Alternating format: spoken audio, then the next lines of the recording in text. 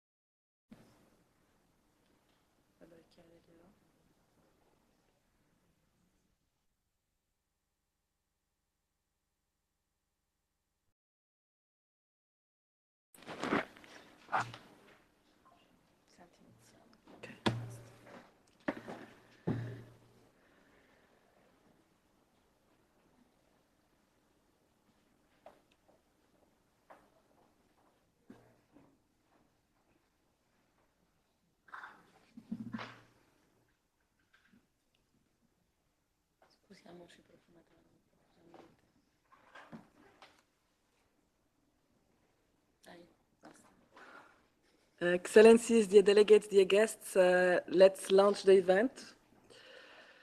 It's our pleasure to welcome you this morning at the Palais des Nations for the screening of the first day of the public hearing of the International Court of Justice to issue an advisory opinion on states' obligations in respect of climate change. We are joined this morning by leading experts and diplomats here in Geneva and virtually in The Hague to comment on these hearings. Welcome also for those who are following us online.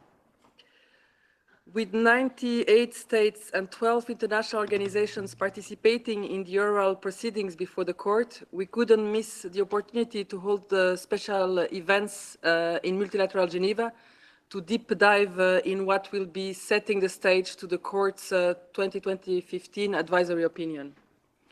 Today's event is organized by the UNEP-led Geneva Environment Network, the Center for International Environmental Law, the Geneva Human Rights Platform, World's Youth for Climate Justice, and Earth Justice. As coordinator of the Geneva Environment Network, I would also like to highlight that this event is part of a series of events celebrating the 25th anniversary of the Geneva Environment Network, aiming at exploring and highlighting frameworks and partnerships that can strengthen environmental governance. The topic we are discussing today is relevant in the context of our quarter-of-century anniversary thematic, as the advisory opinion, once rendered, has the potential to reshape the landscape of international climate action in several ways.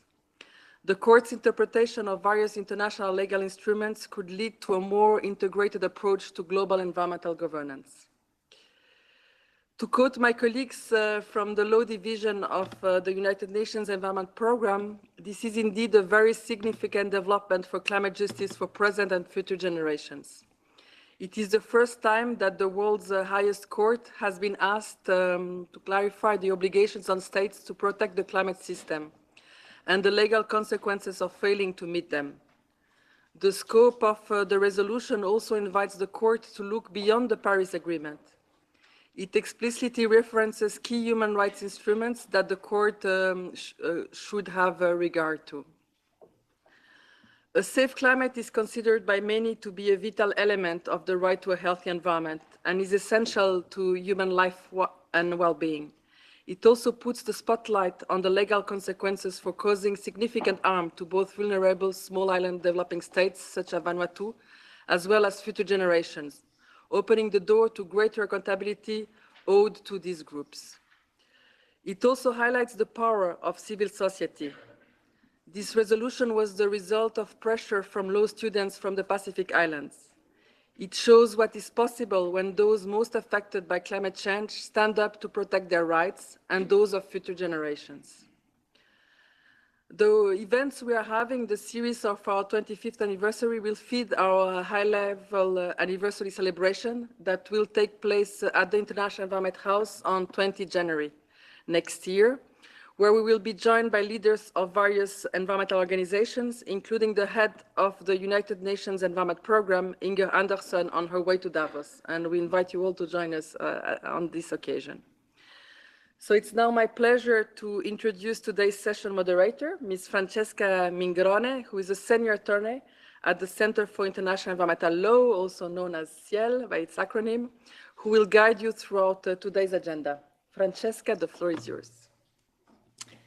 Thank you very much, Diana. Good evening, everybody, and not good evening, good morning. Clearly, it's a difficult morning for everybody and some of the panelists as well. Thank you so much for joining us. We know that Monday mornings are always very hectic, with a lot of coordination meetings as well. Today, yet, is a very important day. The International Court of Justice, as Diana already mentioned, is starting its first ever public hearings on states' obligations with regard to climate change. And these hearings will run till the 13th of December, so really a couple of very packed weeks. Back on the 29th of March 2023, the UN General Assembly passed a resolution that requested the International Court of Justice to issue an advisory opinion on states' obligations with regard to climate change. And the resolution specifically requests the court to clarify states' obligation with regard to climate change, with specific attention to vulnerable and affected peoples and individuals, but also future generations. And this is a very important dimension that often is overlooked by international processes. The International Court of Justice now has, for the first time in its history, the mandate to address the obligations of states with regard to climate change under multiple sources of law, looking at international public law, environmental law, human rights law, trade law, among others. The ICJ climate proceedings have seen unprecedented level of engagement from states and international organizations. We have a record of 91 written submissions in the initial phase and 62 follow-up comments. And now for the oral hearings, 98 states and 12 international organizations have signed up to participate in the oral hearings. And this is really a testament of the urgency and gravity of the climate crisis and the importance that states also put in the court to really clarify what international law requires in the face of escalating impacts of climate change and the harms that this is causing to peoples and communities around the world. When we do discuss the advisory opinion by the International Court of Justice, we should not forget two other important advisory opinion processes that are unfolding now. We have the advisory opinion that was requested to the International Tribunal of the Law of the Sea, the ITLOS, on states' obligations under the United Nations Convention of the Law of the Sea. This advisory opinion was already issued in May 2024 and provides important foundation on what the law of the sea entails with regard to climate change. But we also have another advisory opinion process that touches upon human rights, and it's under the Inter-American Court of Human Rights. In January 2023, an advisory opinion was requested to this court, and hearings already took place in April and May 2024, and we expect the advisory opinion for next year. So we see really that the international community and international bodies also that have the role and the ability to interpret international law are really building on each other's work. And Geneva definitely plays an important role in that. Legal clarity on what states' obligations are is essential. And judges, when looking at this advisory opinion, will once again have to really build on multiple bodies of law. Clearly, we know that the Paris Agreement, the UNFCCC, do set a framework with regard to climate change action, but they are not the only source of obligations for states. States already have existing obligations under international public law, and especially with regard to human rights law. And we see that Geneva has played a key role in that. The Human Rights Council since 2008 has really introduced and strengthened the argument that human rights are impacted by climate change, that states have human rights obligations to take action, to mitigate and adapt and provide remedy for climate change, but also that states have human rights obligations when they do put in place measures to address climate.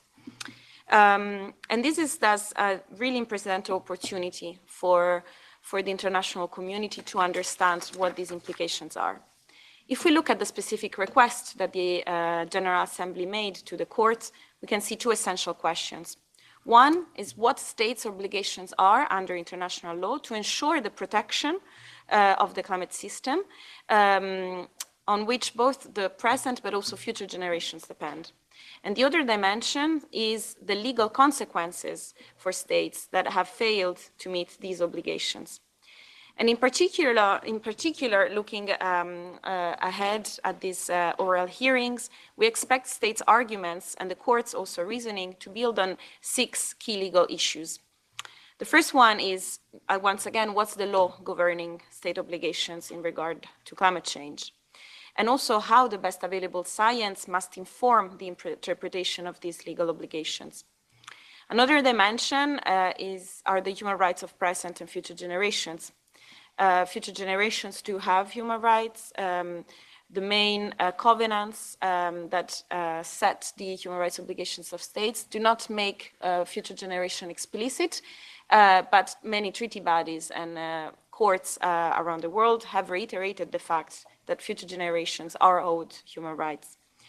There's also the dimension of the preventive and precautionary approach, which must inform states' action. We know the impacts of climate change. Science is there to support us, and states, knowing also the risk of bad or lack of action, have to take adequate measures to address climate. Also, another important dimension, and many states will definitely unpack this, is the right to remedy and reparations. Once we establish that a violation occurred, that there was harm, there's the question of responsibility. And so what kind of remedy has to be put in place towards the states affected, but also the communities and groups. Corporate accountability is another important topic. We know that many multinational corporations actually contribute to climate change way more than some of the small states. And so the question is, what are states' obligations to effectively regulate these corporations and private actors? And once again, once harms rise, what the obligations and consequences are for these actors. Finally, equitable phase out of fossil fuels. We know that fossil fuels are the main driver of climate change, not just climate change, but the triple planetary crisis across biodiversity loss and pollution. And so there is a legal duty under international law and international human rights law to phase out them fast and fairly. And so we really hope to see the court also address this dimension. Once again, we want to have this event here in Geneva because we really think it's important to break silos. Geneva, with its work, has informed the work of the International Court of Justice. We do expect that the court will build on the work of treaty bodies, resolution by the Human Rights Council, the work of special procedures. And so it's really important to have an ongoing conversation. And that's why the objective of this event is threefold. On one hand, we really want to provide a framework for the diplomatic community to understand the implication of this advisory opinion. Some arguments are quite technical and legal in nature, so we also want to give some of the tools to unpack the arguments and understand the implications. But we also want to highlight the process itself and provide a space, not just for diplomats, but for civil society, students, scholars, to come here, follow the live streaming together and enjoy and join a conversation on what collectively we can do here in Geneva to build on the results of this advisory opinion. And with this in mind, I'm happy to give you an overview of the program for today. It's going to be a very long day. At 10 a.m., we will start the live streaming, live from The Hague. We will be able to hear from the states that will provide the first arguments before the court. These are Vanuatu and the Melanesian Spearheaded Group, South Africa, Albania, and Germany. At 1 p.m., there will be a lunch break, and for those of you who will be still around, there will be some lunch provided in front of this room. And at 2 p.m., I really encourage you to join us at this expert roundtable that we have organized with legal scholars, experts from Geneva, but also joining virtually from The Hague, following in person the process, where we will unpack some of the questions that I already touched upon, and also comment and react on some of the arguments that we will have heard from some of the states. At 3 p.m., the live streaming will resume, and we will hear from Antigua and Barbuda, Saudi Arabia, Australia, Bahamas, Bangladesh, and Barbados.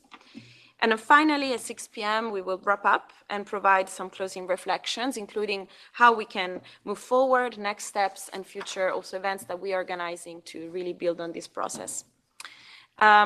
We are conscious that your schedule is very busy, so we definitely don't expect you all to stay during the whole day, so please feel free to come and go. We will keep you fed and hydrated during the day. There are refreshments outside of the room. But I really encourage you to, well, stay for this opening session and then come back at 2 p.m. for the expert roundtable. And on this note, I'm happy to introduce our distinguished panelists. We have today His Excellency Sumbuan Antas, Permanent Representative of Vanuatu. We have Ms. Joanna Fischer, Deputy Permanent Representative of Portugal. We will have, hopefully in person, His Excellency Gustavo Gayon, Permanent Representative of Colombia, who hopefully will be able to join us in a few minutes. We will also hear from Vishal Prasad, Campaign Director of the Pacific Island Students Fighting Climate Change. He will be sending a pre-recorded statements from The Hague. Where is he now? And then we will hear from Yves Lador, representative of Earth Justice here in Geneva. So without further ado, Ambassador Antas, welcome. Thank you so much for joining us in this busy day. Vanuatu has been essential in securing this advisory opinion, really leading the way to first getting this advisory opinion requested, but also encouraging many states to constructively attend and engage in this process. So we'd be keen to hear your take at the very beginning of this historical moment. Thank you. Thank you very much, Francisca, and I apologize for being late. I've been running around trying to do things here and there. But good morning, welcome to this morning's, to today's event. The introductions have already been made by Francisca, and I wish to, I've been asked to give a few minutes to speak. I'll try and speak as briefly as possible. But the important thing is that today is a milestone that we're going to begin the proceedings at the ICJ in The Hague. The questions that have been put to the ICJ, there are two questions really. One is that first, what are the obligations of states under international law to ensure the protection of the climate system and other parts of the environment from anthropogenic emissions of greenhouse gases for states and for the present and future generations? So that question will be asked, has been asked, and we hope that the interventions during the week and next week will answer to that. And the other question that was asked is, what are the legal consequences under these obligations for states where they, by the acts and the omissions, have caused significant harm to the climate system and other parts of the environment? So just reminding us about what is being asked. These questions are framed within the context of the wide range of sources, including the UN Charter, human rights, governance, environmental treaties, and customary international law. We, of course, know the journey that with this began with students taking up an active part in this, and also we know that last year in March, UN General Assembly made a resolution, agreed a resolution for this to be referred to these questions to the ICJ. So in terms of what we in Vanuatu are doing in Geneva, as you know, in The Hague later this morning, we will present our submissions, oral submissions, but there are many, many exciting submissions that we will obviously look forward to hearing from actually the oral submissions themselves. So that's all I can say, and we know that the court has already had briefings from the scientists and so on over the last week. So that is a very exciting part also of the interventions that have already been made in preparation for the oral submissions today. That's all I can say at this time, and I thank you very much. But as we move forward, it is crucial that we continue to speak out. Even this week, this morning's event, and also later in today and during the next few weeks, we have to continue to speak out. All the best and all the best and good luck to the case at The Hague. Thank you.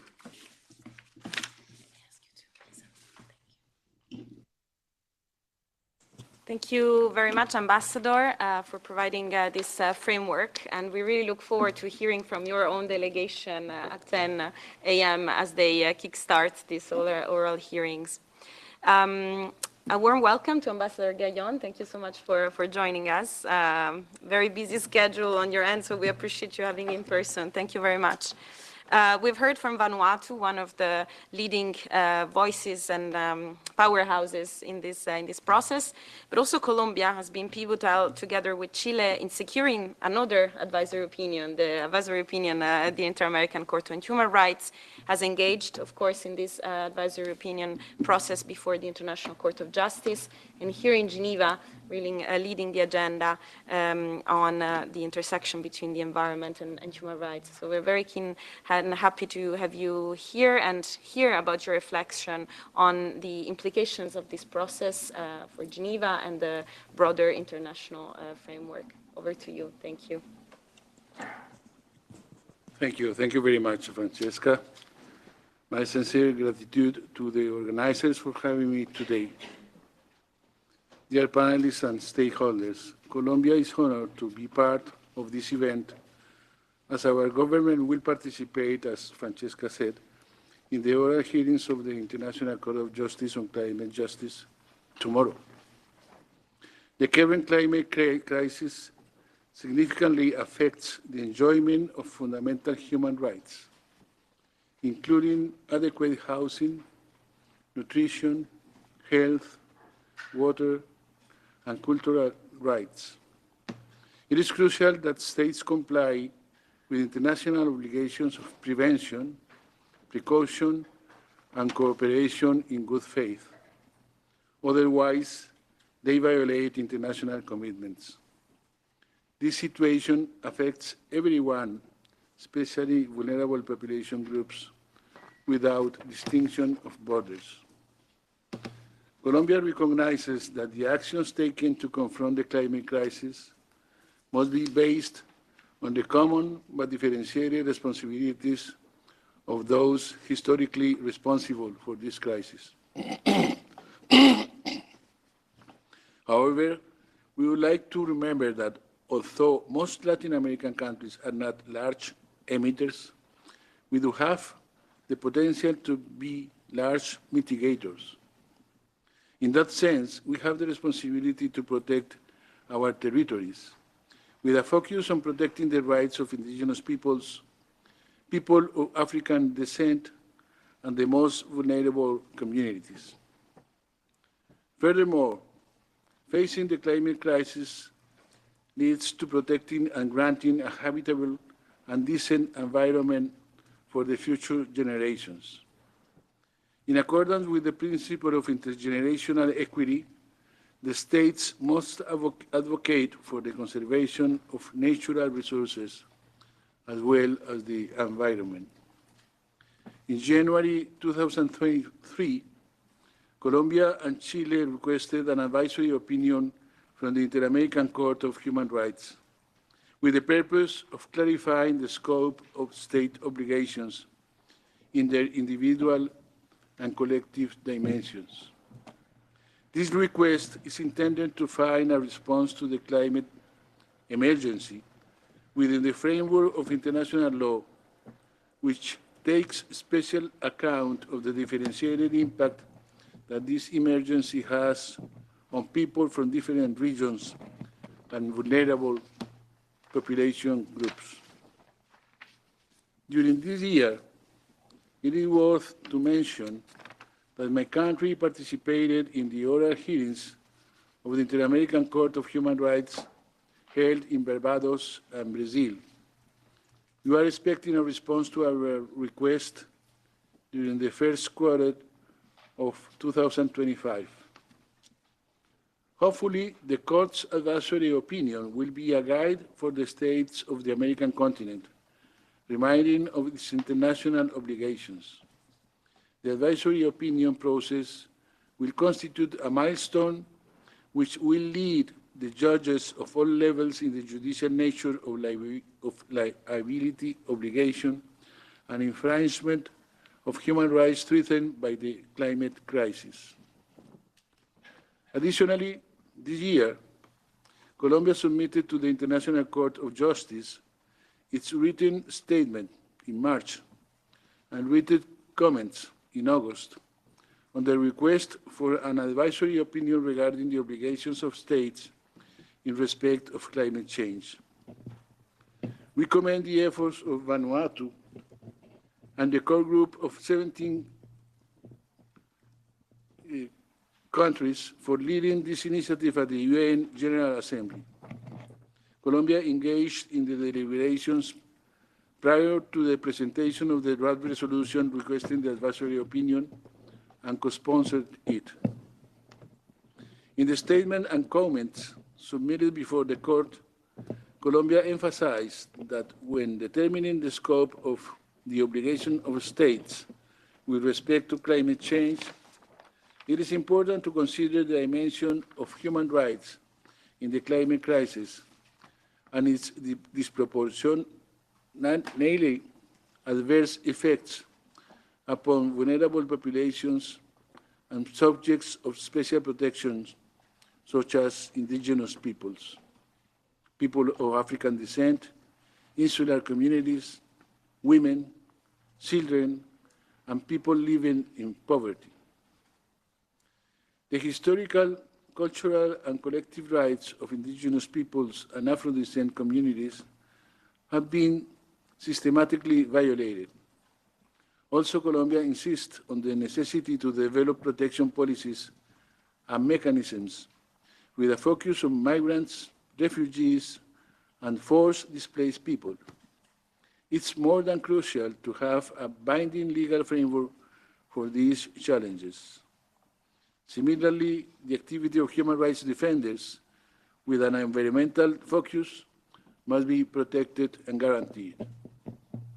Colombia trusts that the International Court of Justice, the principal judicial organ of the United Nations, will use this historic opportunity to specify the obligation of states and international cooperation actions necessary to address the climate crisis and contribute to the protection of the planet and the well-being of present and future generations, as well as to determine the legal consequences for states that have neglected set obligations, contributing to the current situation facing the planet.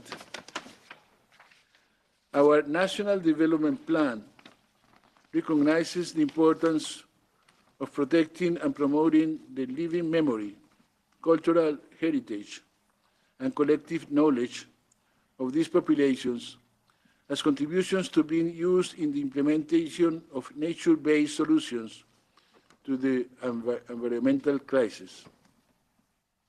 To achieve this, territorial management capacity must be strengthened, and society must be involved in the restoration of lost ecosystems. At the same time, Colombia has ratified the Escazú Agreement to ensure the establishment of regional standards in terms of access to information, public participation, and environmental justice. Colombia is working to build sustainable peace, recognizing the close relationship between environmental degradation and armed conflict.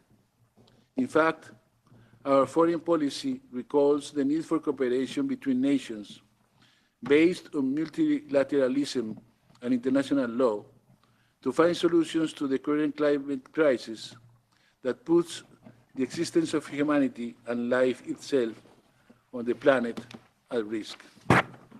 Finally, states have an inescapable responsibility to act urgently to address the climate emergency. For this reason, Colombia deeply appreciates the work that both courts have undertaken, which transcends the basic obligation of states. It is imperative that the courts intervene urgently to harmonize the obligations arising from the human rights system with those arising from international environmental law. The guiding principles of international environmental law should guide the way in which states can comply with their obligations, understanding that they are part of the universal legal framework aimed at the prevention and mitigation of climate emergencies. The advisory opinions from the Inter-American Court of Justice and the International Court of Justice will be fundamental tools for safeguarding life on Earth. Thank you. Thank you very much, Ambassador, also for highlighting some of the key elements and dimensions that will be unpacked by the court, including the importance of intergenerational equity, as you mentioned, and international cooperation also, that is key. And best of luck also to your delegation for tomorrow's hearing. Ms. Fischer, Portugal, together with Vanuatu and 16 other states, was part of the core group that requested the advisory opinion to the court back in 2023. And it's very important to have global North states to go in this conversation to really go beyond the polarization that unfortunately we really see in the context of climate action and to find true common grounds for collective action. And we heard also of the importance of legal clarity and state ambition in the context of the climate crisis. So we'll be keen to hear about your reflection on the importance of this process and expectations also on Portugal's perspective. Thank you. Thank you very much. Portugal is very proud to have been a member of the core group led by Vanuatu that advanced this initiative in the General Assembly and is participating in its national capacity in the historical written and oral proceedings before the ICJ. I'd like to focus on the importance of these advisory opinions, and obviously the ICJ is not the only one, as we've heard, but they are very important, and the idea here was just to focus on the main dimensions of these advisory opinions. Obviously, they're not legally binding. However, there is a broad consensus that they carry considerable legal, moral, and political weight. In the context of climate change, advisory opinions can play a crucial role in shaping international norms, influencing the behavior of states, and supporting climate action. There are therefore many reasons why advisory opinions are relevant in this context. I would like to emphasize their contribution to, one, clarifying what international law actually requires of states in relation to their environmental obligations, two, strengthening accountability, three, promoting normative development, and four, influencing public opinion and diplomacy. First, as far as their contribution to the clarification of international law is concerned, it should be borne in mind that the effects of climate change are complex and multi-layered. The legal landscape, on the other hand, is very fragmented and complex. In this context, advisory opinions can be particularly helpful when it comes to making the international legal framework coherent, including with regard to the question of how treaty law and customary international law interact, or whether it is possible to further define the content of certain principles of environmental law. In this context, it will also be interesting to understand how different courts interpret and apply international law in the context of climate change. The intervention of states in those proceedings can contribute to such consistency and thus to avoid fragmentation of the applicable international law. Second, as for the role of advisory opinions in promoting accountability, it is undisputed that a less controversial legal landscape can lead to higher levels of compliance and effectiveness. It also helps to hold states and non-state actors accountable when they fail to effectively mitigate or adapt to climate change. Third, as regards the contribution of advisory opinions to the promotion of normative development, they can not only shed more light on the meaning of certain obligations, as already mentioned, but also help us to recognize the gaps in existing legal systems. Finally, as far as their contribution to influencing public opinion is concerned, it should not be underestimated that they often attract a lot of attention, as we can see, and put pressure on governments and corporations to act more decisively on climate issues. Indeed, the existence of advisory opinions allow us to broaden the discussions on climate change from the scientific level to moral and legal level, and thus gain even more authority. I thank you. Thank you very much for this very insightful and focused intervention. And I would really like to stress two dimensions that you mentioned, specifically the role of harmonization that this advisory opinion can play. We definitely know that and see that multiple courts and legal bodies are addressing the questions of climate and state obligations. And so having the highest world court also provide a reading and the interpretation of the international obligations of states will be key. And also the part on accountability. This is definitely one of the big gaps that we have and challenges in ensuring compliance with international law. And the point you make about needing clarity to ensure also that states do comply better, it's an important one. And you did mention also the question of gaps, and I think that's why also it's so important to have these conversations in centers like Geneva, because that's also where these gaps can be filled. You did mention mobilization, public opinion, and we have here with us Yves Lador, representatives of Earth Justice in Geneva. Welcome to the podium. You just attended the climate conference in Baku, the conference of the parties to the UNFCCC. There's always a lot of public mobilization around these processes. Unfortunately, the outcomes are definitely not as ambitious as we would have liked. So we'd be keen to hear your reflections also on how the court can help strive better ambition from states beyond the human rights and international law realm, but specifically in the climate change field, UNFCCC, Paris Agreement, and so on. Thank you. Thank you. Thank you very much, Francesca, and thank you to all of the partners and all of the panelists. As you said, Ambassador Antash, definitely this is a milestone moment. But we are a bit at the situation where we're commenting the event before the event. So it's a bit like, you hear all the comments before the match and you wonder, what do they say? Because we're still looking forward to see what is going to happen. But definitely this is a very important moment for everybody who's working in the field of human rights and climate change. A lot of what has been said here on the panel really highlighted all of the elements we're going to have to focus and listen to. So I really don't want to come back on this because it's been very well presented. Perhaps just to give some contextual approach to what we're going to have to listen. Beyond the very legal aspects, which of course will have to be listened to and looked at very, very carefully, I think there's also, this comes in a more global situation about climate litigation. The judicial decisions today are linking better obligations, rights that people can have, and the physical realities we are living in. And I'm saying this, and that was particularly obvious at COP in Baku, that we are living a situation where we have the impression that political bodies, whatever their level is, are still thinking that you can negotiate with geophysics.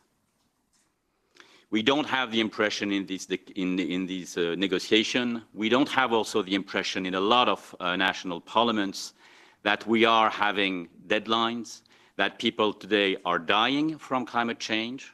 More will die, more will be affected, more will see their rights being violated. And it seems that it's something where, you could still have, let's say, progressive realization. No, we are living in a situation where we have to face a countdown. So what is very important from what is coming out of advisory opinions or court decisions is that you see in this context now how obligations that states have and how people's rights have to be considered in order to be protected in this new context. So this is really part of a shift in the way we are thinking the protection of human rights and how we are seeing them to be really effective and not just a wishful thinking. So I think what will come out of what we will hear today and in the coming days, and of course what will come out of the conclusions of the ICJ, will be clear also orientations for the type of discussions we have at the international level. What are the obligations that we have in the field of cooperation? Because today cooperation can no longer be seen just goodwill. Goodwill is not enough anymore because people, if we just count on goodwill, people will continue to die, and also the legitimacy of governments is going to continue to diminish. And we see already how today it is a challenge in so many situations. And of course, it will help also to have much more coherence, because the fragmentation we are facing today is not helping us at all. And we're living in one world. We have one life. We are one persons. And this legal fragmentation does not help to cope with the unicity of the situation we have to face. So I think these are very, very important elements that go beyond just a purely legal aspect, word by word, or concept by concept that we'll have to look at coming out of the judgment of the advisory opinion, of the court. So I think it's quite important for everybody to listen what is going to happen in the coming days and what will be the outcome of this dialogue. And I really want to thank again all the partners for organizing this hearing here in Geneva, because Geneva is also the place where we have the Secretariat of the IPCC. It is also the place where this issue is discussed in WHO, in WMO, in ILO. And we are still here in Geneva, unfortunately, much too fragmented. So this will also help us to direct better the work we have to do here in Geneva with the international organization and the expertise that we have at hand right here. Thank you very much. Thank you very much, and also for recalling that Geneva is not just the hub for human rights and international law, but also for science with the IPCC, the WMO, and so on. And unfortunately, we see that, as you were mentioning, often science is put to question. Well, actually should guide and inform actual international obligations of states to define what the level of action that is required under the law is. We did mention the importance of small islands state in driving action, but also we shall not forget the youth. They really have been driving forces behind this process in coming with the idea, together with Vanuatu and other island states, about an advisory opinion, but also mobilizing states and many groups of society to follow this process. We couldn't have any youth representative here because most of them are actually in The Hague. So we wanted to share a video message that was recorded just this morning in front of the court, as I understand, because we really wanted to have their voice in the room. So over now to Vishal Prasad, who is the director of the campaign director of the Pacific Island Students Fighting Climate Change, which is one of the leading youth groups behind this initiative. Thank you.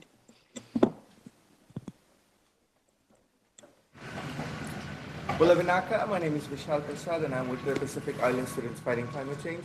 And today is a historic day for us all as we celebrate the start of the International Court of Justice Advisory Opinions oral hearings. It's been a long journey that we in the Pacific began 5 years ago, and since then have been working across partners, networks, young people, governments all over the world for the past few years, and who have helped us come to this point. And I think it's so important, the moment that we're in, because it is such a crucial time in our fight for climate justice, because when our systems are currently failing, unable to deliver, we have to look at alternative means, alternative mechanisms to help strengthen these systems, help strengthen the fight for climate justice, so that we are on track. We're able to course correct, and we're able to bring us all, especially frontline communities, their voices to the ICJ via this, but also people and of present and future generations. So it's going to be an exciting few days. Thank you so much for your support, everyone. We hope to see you all as well soon. Thank you. And on this note, we can wrap up this first session. Yves was mentioning that we are commenting the event before it actually unfolds, but just want to remind that we will actually have another event once the hearings are over on the 12th of December from 6:30 to 8 p.m. at the Geneva Academy. It will be a moment for us to take stock of what we will have heard from states, and it will be interesting to see whether the expectations that we're setting today in this room are actually met or not. So let's see. Once again, I would like to thank very much the panelists. Your contributions were key, essential to really set the stage for what we will hear during the day and in the next days at The Hague. As I was mentioning before, we will now kickstart the live streaming of the hearings. Those of you who are able to stay are more than welcome. We really wanted to create a physical space to enjoy this moment. But I would really encourage you to join us at 2 p.m. today to take stock of this first section of the hearings and hear some hot takes from experts both in The Hague and also here in Geneva to start unpacking some of these legal questions. Thank you very much, and really looking forward to continuing the conversation all together. Thank you.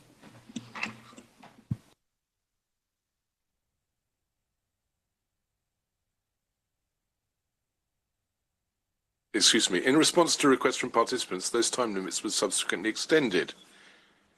Having received requests from several international organizations seeking authorization to participate in the proceedings, the court decided, further to the President's order of April 2023, decided in accordance with Article 66 of its statutes that the following organizations were likely to be able to furnish information: the International Union for Conservation of Nature, the Commission of Small Island States on Climate Change and International Law, the European Union, the African Union, the Organization of Petroleum Exporting Countries, the Organization of African, Caribbean, and Pacific States, the Melanesian Spearhead Group, the Pacific Islands Forum's Fisheries Agency, the Pacific Community, the parties to the Nauru Agreement Office, the Pacific Island Forum, the Alliance of Small Island States, and the World Health Organizations. Those organizations were therefore authorized to submit written statements and written comments within the time limits thus fixed. The court also decided, further to a request from the Cook Islands, to authorize the latter to participate in the proceedings and therefore to submit a written statement and written comments within the time limits fixed for that purpose. Pursuant to Article 65, Paragraph 2 of the statutes, on 30 June 2023, the United Nations Secretariat transmitted to the court a dossier containing documents likely to shed light on the questions. Additional documents were transmitted to the court under the same provision on 30 October 2023. The complete dossier has been published on the court's website. Within the time limit of 22 March 2024, as extended by the order of the President of the Court, dated 15 December 2023, written statements were filed in the registry by 76 states, including one submitted jointly by 5 states and by 12 international organizations participating in the proceedings. After the expiry of the relevant time limit, the court authorized on an exceptional basis the filing of written statements by 3 other states. By communications dated 8 July 2024, the registry informed the United Nations and the states and international organizations considered likely to be able to furnish information on the questions submitted by the General Assembly that the court had decided to hold public sittings on the request for an advisory opinion, which would open on 2 December 2024. The recipients were also asked to notify the registry by no later than 2 October 2024 whether they intended to take part in those hearings. Within the time limit of 15 August 2024, as extended by the order of the President of the Court of 30 May 2024, written comments on the written statements were filed in the registry by 55 states and 7 international organizations participating in the proceedings. After the expiry of the relevant time limit, the President of the Court authorized on an exceptional basis the filing of written comments by the other state. The list of participants that had filed written comments were duly communicated by the states and international organizations having submitted written statements. The latter were further informed that these comments could be downloaded.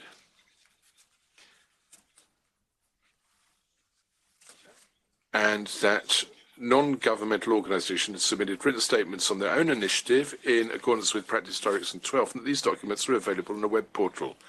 The registry also recalled that under the terms of Practice Direction 12, those statements were not to be considered part of the case file. Ruling on a request made by the State of Palestine received on 2 October 2024, the court decided that the latter was likely to be able to furnish information on the questions submitted by the General Assembly, and the State of Palestine was therefore authorized to participate in the oral proceedings pursuant to Article 66 of the statute. The list of participants in the oral proceedings and the schedule for those hearings were communicated to the states and international organizations taking part in them. The participants were also informed of certain practical arrangements relating to the organization of the oral proceeding. By Vanuatu and the Melanesian Spearhead Group, followed by a short break by South Africa, Albania, and Germany. And this afternoon, oral statements will be presented by Antigua and Barbuda, Saudi Arabia, Australia, the Bahamas, Bangladesh, and Barbados. Vanuatu and the Melanesian Spearhead Group have been allocated 1 hour of speaking time, and the other participants will speak for a maximum of 30 minutes each.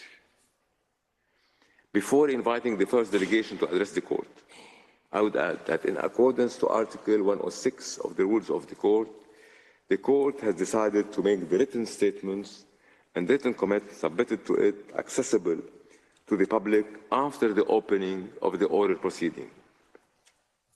The written statements and written comments of states not taking part in the oral proceedings would be made accessible to the public on the first day of the oral proceedings.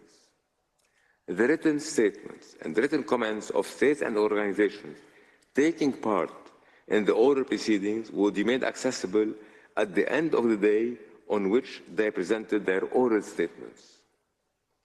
The written statements in question will be posted on the court's website. Let me also take this opportunity to explain the modalities that will be followed in the event of questions being put by members of the court to participants in the oral proceedings. Such questions will be asked at the close of the hearings on the afternoon of Friday, 13 December 2024, after the last delegation has completed its presentation. The written text of such questions will be transmitted to the participants by the registrar. For questions put to a specific participant or a specific group of participants, the addressees should provide their written replies by Friday, December 20, 2024 at 6 p.m. These replies will be transmitted to all other participants who may provide any written comments they may wish to make on such replies by Monday, December 30, 2024 at 6 p.m. In the case questions are put to all participants, written replies should be provided by Friday, 20 December 2024 at 6 p.m. No written comments on these replies are envisaged. Finally, I'd like to remind all those present in the Great Hall of Justice that mobile phones must be switched off during this morning's sitting so that the proceedings are not disrupted. This measure is needed due to the fact that the Dutch government will broadcast a national alert test message to all phone numbers registered in the Netherlands at 12 noon today. In this regard, it's not sufficient for mobile phones to be placed in silent mode. They must be switched off. I thank you for your cooperation. I now give the floor to the representative of Vanuatu and the Melanesian Spearhead Group, and I invite Mr. Ralph Egenvanu to the podium. You have the floor, sir. Mr. President, Madam Vice President, members of the Court, good morning. It is with a profound sense of urgency and responsibility that I stand before you today representing the Republic of Vanuatu and the Melanesian Spearhead Group in these historic proceedings. The outcome of these proceedings will reverberate across generations, determining the fate of nations like mine and the future of our planet. Vanuatu is a nation of islands and island peoples. Our peoples have built vibrant cultures and traditions over millennia that are intimately intertwined with our ancestral lands and seas. Yet today, we find ourselves on the front lines of a crisis we did not create, a crisis that threatens our very existence and that of so many other peoples who have come in unprecedented numbers to be heard by this court. The importance of the questions before this court cannot be overstated. At issue in this case is the legality under the entire corpus of international law of a certain conduct displayed by specific states over time, which has interfered with the climate system to a point that has already resulted in injury to Vanuatu and that threatens the survival of my people and of humanity as a whole. The General Assembly, acting by consensus, defined this conduct in clear terms. First, in question A, the General Assembly refers to, and I quote, anthropogenic emissions of greenhouse gases, end quote. As stated in the 2023 synthesis report of the Intergovernmental Panel on Climate Change, the IPCC, and I quote, human activities, principally through emissions of greenhouse gases, have unequivocally caused global warming, end quote. This is not only a statement of the global scientific consensus. It was also adopted line by line with the consensus of all states, including all those present in these proceedings. The unprecedented risks created by anthropogenic greenhouse gas emissions have been known since at least the 1960s, as detailed in our written submissions. Indeed, in an address of the 8th of February 1965, then US President Lyndon Johnson identified the problem in the clearest terms, and I quote, this generation has altered the composition of the atmosphere on a global scale through radioactive materials and a steady increase in carbon dioxide from the burning of fossil fuels, end quote. Second, the General Assembly specifically referred in preambular paragraph 5 of Resolution 77/276 to, and I quote, conduct of states over time in relation to activities that contribute to climate change and its adverse effects, end quote. The conduct on trial here is that of states, which have failed for over a century, despite increasingly dire warnings, to rein in the emissions from their territories. I must emphasize that since 1990, emissions have increased by over 50%, reaching an all-time high in 2023 last year. More than half of all CO2 emissions since 1750 were emitted after 1990. Whatever the time frame, there is no excuse. Third, a handful of readily identifiable states have produced the vast majority of historic and current greenhouse gas emissions. Yet other countries, including my own, are suffering the brunt of the consequences. The IPCC has recognized this climate injustice, stating, and I quote, vulnerable communities who have historically contributed the least to current climate change are disproportionately affected, end quote. The definition of the relevant conduct in question B thus reflects the beating heart of this request, when it asks the court to determine the legal consequences arising for states whose, and I quote, acts and omissions have caused significant harm to the climate system and other parts of the environment, end quote. The question is therefore simple at its core. Having regard to their obligations under international law, have those states responsible for climate change acted lawfully? Vanuatu's position is clear. The conduct responsible for this crisis is unlawful under a range of international obligations, including those explicitly mentioned in Resolution 77/276. This is a legal case, and as the court will know from the written submissions, we are far from being alone in making it. Mr. President, Madam Vice President, members of the court, our delegation has just returned from the recent COP29 in Baku, where we witnessed firsthand once again the failure of the process.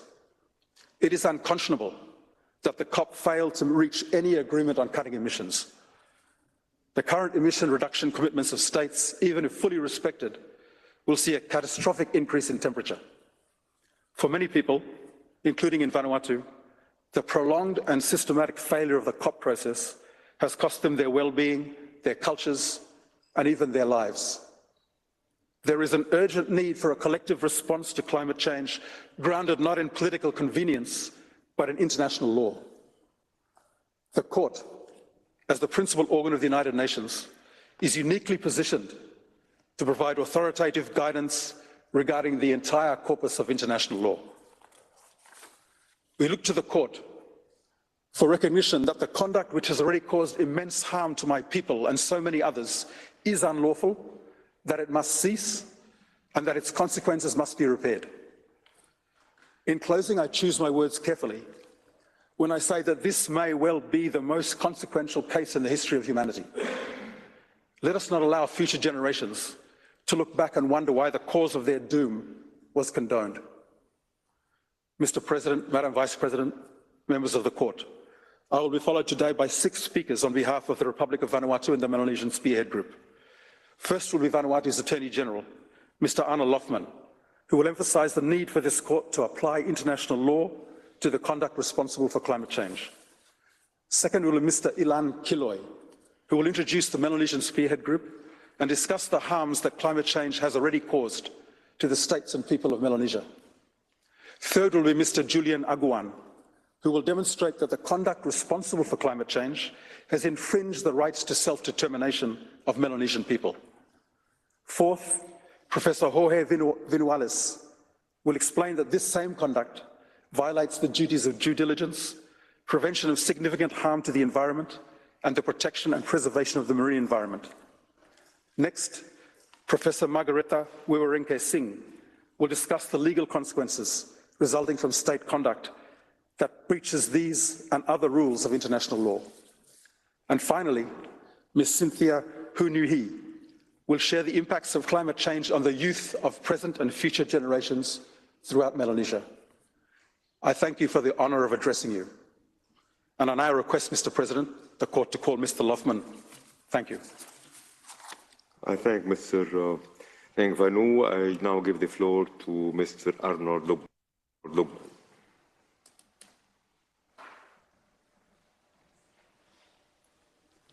You have the floor, sir. Mr. President, Madam Vice President, members of the court, as the Attorney General of Vanuatu, my foremost duty is to uphold the Constitution and the rule of law. Our Constitution is a covenant with our people guaranteeing fundamental rights and freedoms and committing to the protection of our way of life for present and future generations. Our Constitution also establishes our sovereignty, which we regained in 1980, following more than a century of colonial rule. Yet I stand here before you with a heavy heart. The rights enshrined in our Constitution are being undermined. And not from within, but from the acts and omissions of certain states beyond our borders. We know what the cause of climate change is. A conduct of specific states, which, as explained by Mr. Regan Vanu, Special Envoy. Vanuatu's contribution to global greenhouse gas emissions is negligible, and yet we are among those most affected by climate change. As the principal legal officer of my country, I have come before this court because domestic legal remedies are unable to address a crisis of this scope and magnitude. I have come to ask you to uphold the rule of law. Under international law, states have obligations. Obligation to act with due diligence, to prevent significant harm to the environment, to reduce the emissions and provide support to countries like mine, to protect the human rights of present and future generations, to protect and preserve marine environment, and to respect the fundamental rights of my people to self-determination in our own land. The failure by a small number of large emitting states to fulfill these obligations constitutes an internationally wrongful act, triggering legal consequences under the international law of state responsibility. Each of these states, which are identified on the basis of reliable scientific evidence in Vanuatu submission, has individually caused significant harm to the climate system and other parts of the environment. Together, they have caused catastrophic harm in the form of climate change and its adverse effects. In a system intended to uphold peace and security, self-determination, the enjoyment of fundamental rights and protection of the environment, how can the conduct that has taken humanity to the brink of catastrophe, threatening the survival of entire peoples, be lawful and without consequences? We urge the court to affirm in the clearest terms that this conduct is in breach of the obligations of states under international law, and that such breach carries legal consequences.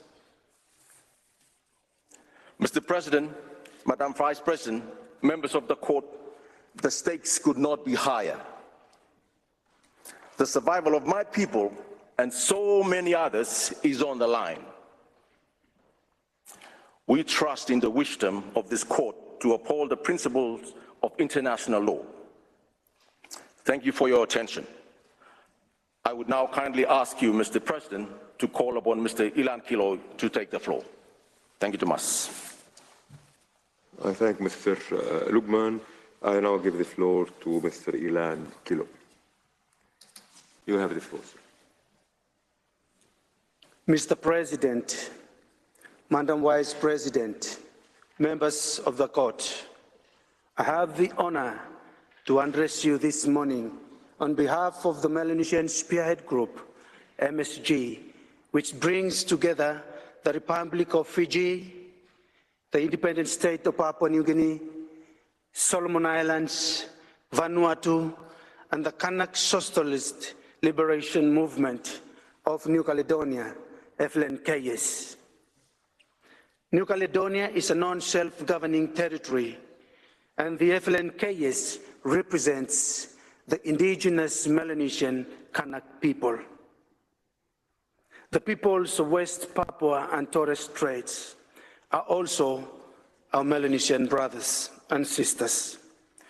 Melanesia is a tapestry of diverse people, each with their own rich cultures, languages, and traditions.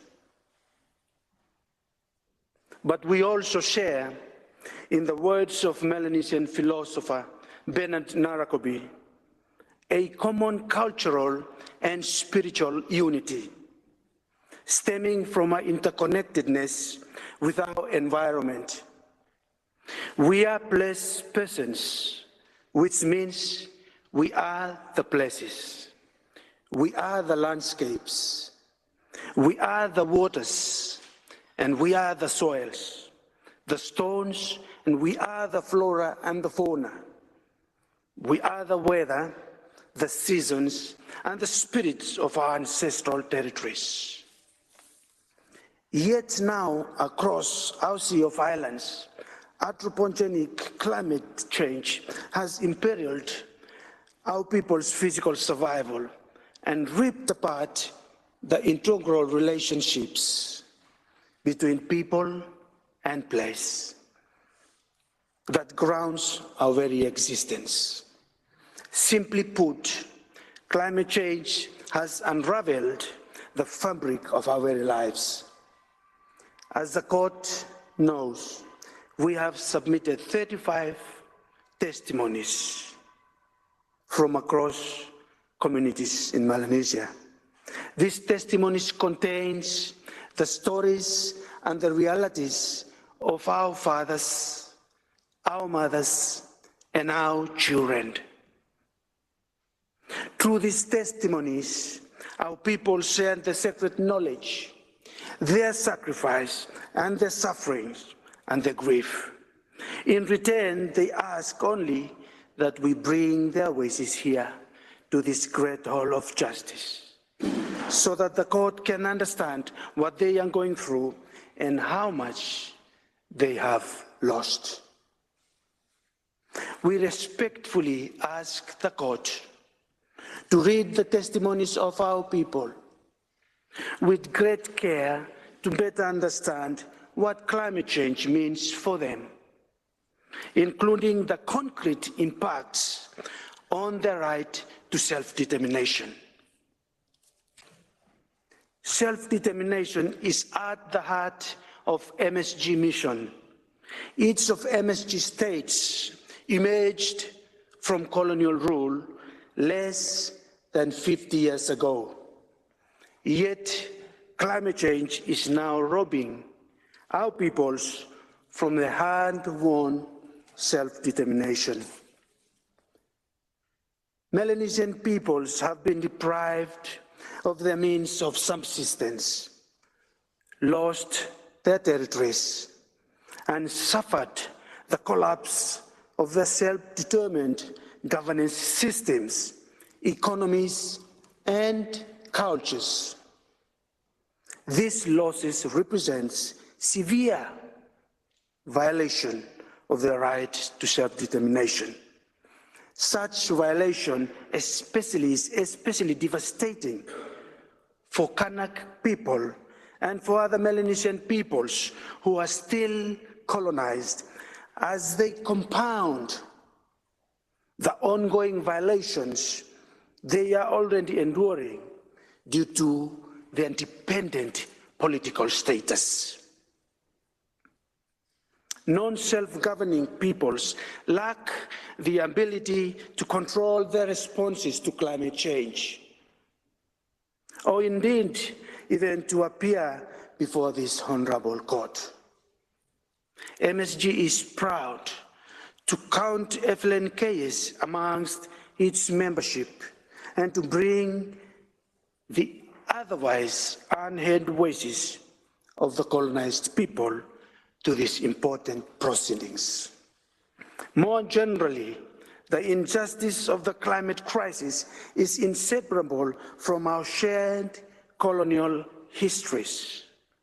The majority of the anthropogenic greenhouse gas emissions can be attributed to the conduct of a few readily identifiable states, some of which colonized and exploited the land, the resources, and the peoples of Melanesia. We have not yet recovered from the enduring violence and colonization has inflicted on us as we struggle to rebuild and assert ourselves within a system we do not create. Climate change is now depriving our peoples again of our ability to enjoy our right to self-determination in our land.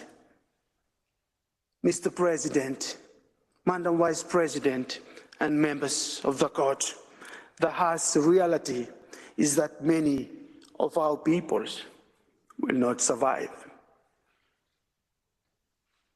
The conduct responsible for this existential harm cannot, and I repeat, cannot be lawful under international law. In closing, MSG joins Vanuatu in asking the court to affirm that this conduct is unlawful with ensuing legal consequences. I thank you for your courtesy and attention. Mr. President, I respectfully request that you now call Mr. Julian Angon to the podium. I thank you. I thank Mr. Killaway. I now give the floor to Mr. Julian Agon. You have the floor, sir. Mr. President, Madam Vice President, members of the court. The right to self-determination is a cornerstone of the international legal order. This court has characterized self-determination as both an essential principle of contemporary international law and as a fundamental human right with a broad scope of application. Its realization is, to quote the UN Human Rights Committee, an essential condition for the effective guarantee and observance of individual human rights and for the promotion and strengthening of those rights. The right to self-determination gives rise to obligations of an erga omnes character. The right is also widely recognized as a peremptory norm of international law. Self-determination guarantees the right of all peoples to freely determine their political status and freely pursue their economic, social, and cultural development. It also encompasses their rights to maintain their territorial integrity and permanent sovereignty over their natural resources. Yet, the conduct responsible for climate change has already infringed on the right to self-determination for the many peoples of Melanesia. Over time and generations, the peoples of Melanesia have self-determined, developing sophisticated systems of governance, economies, cultures, and cosmologies, grounded in the intimate relationship between each people and their place. The well-established adverse effects of climate change have caused a total collapse of these self-determined ways of life. Melanesian peoples have already suffered forced dislocations from their traditional territories, loss of natural resources essential for both cultural and physical subsistence, breakdown of political systems and means of self-governance, and rupture of relationships to the cosmos. In short, they have lost nearly everything that has, since time immemorial, formed their very essence as peoples. In its written submissions, MSG has cataloged these horrors in great detail by way of testimonies collected from communities across Melanesia, including, but not limited to, the Uwara tribe of New Caledonia, the people of Veribari village in Papua New Guinea, the villagers of Vuni Dongaloa, Fiji, the people of Malaita province, Solomon Islands, and the people of Yakel village, Vanuatu. These testimonies unequivocally demonstrate that the conduct responsible for climate change has already caused grievous violations of the right to self-determination of peoples across this subregion. The same is true at the level of sovereign states. In Vanuatu, for instance, unrelenting natural disasters have flung the nation into a near constant state of emergency. The Sisyphean task of responding to climate disasters has left the country simply unable to pursue its aspirations for sustainable development and has forced the government to take on substantial debt, thereby inducing dependency. These constraints, together with the degradation and destruction of the nation's natural resources, sharply curtail Vanuatu's ability to self-govern and freely determine its economic, social, and cultural development. Worse is yet to come. Rising sea levels are projected to submerge the entire territory of certain small island states, possibly within decades. This would inhibit the sovereignty of these states and thus the right of the affected peoples to fully enjoy their self-determined political status. It would also force the dispersal of peoples from their ancestral homelands, undermining their right to exist as integral peoples within their own territory, which this court stated in its most recent advisory opinion on the occupied Palestinian territory is protected by the right to self-determination. For the peoples of Melanesia, whose very existence as peoples is fused with their ancestral territories, this would be tantamount to collective death. No participant in these proceedings has disputed these facts. However, one has argued that these harms do not implicate individual state obligations. Another has contended that the right of self-determination was not designed to address climate change. These arguments miss the point. While the right to self-determination has a clear normative core, that is, the right of peoples to determine their own fate, this does not make it a static norm. In fact, the opposite is true, as preserving that core requires the application of the norm in factual situations where that right is most at risk. Indeed, the conduct at issue in this case profoundly undermines the most core aspects of the self-determination right. All states are obligated to respect the right to self-determination by refraining from any conduct that infringes on the right. The conduct at issue in this case has caused violations of the right to self-determination, violations which were foreseeable. States engaged in this conduct have thus breached their obligations to respect the right to self-determination, triggering distinct legal consequences. Mr. President, Madam Vice President, members of the court, this matter strikes at the very heart of international law. Self-determination enjoys more liberatory heft than any other single norm of international law.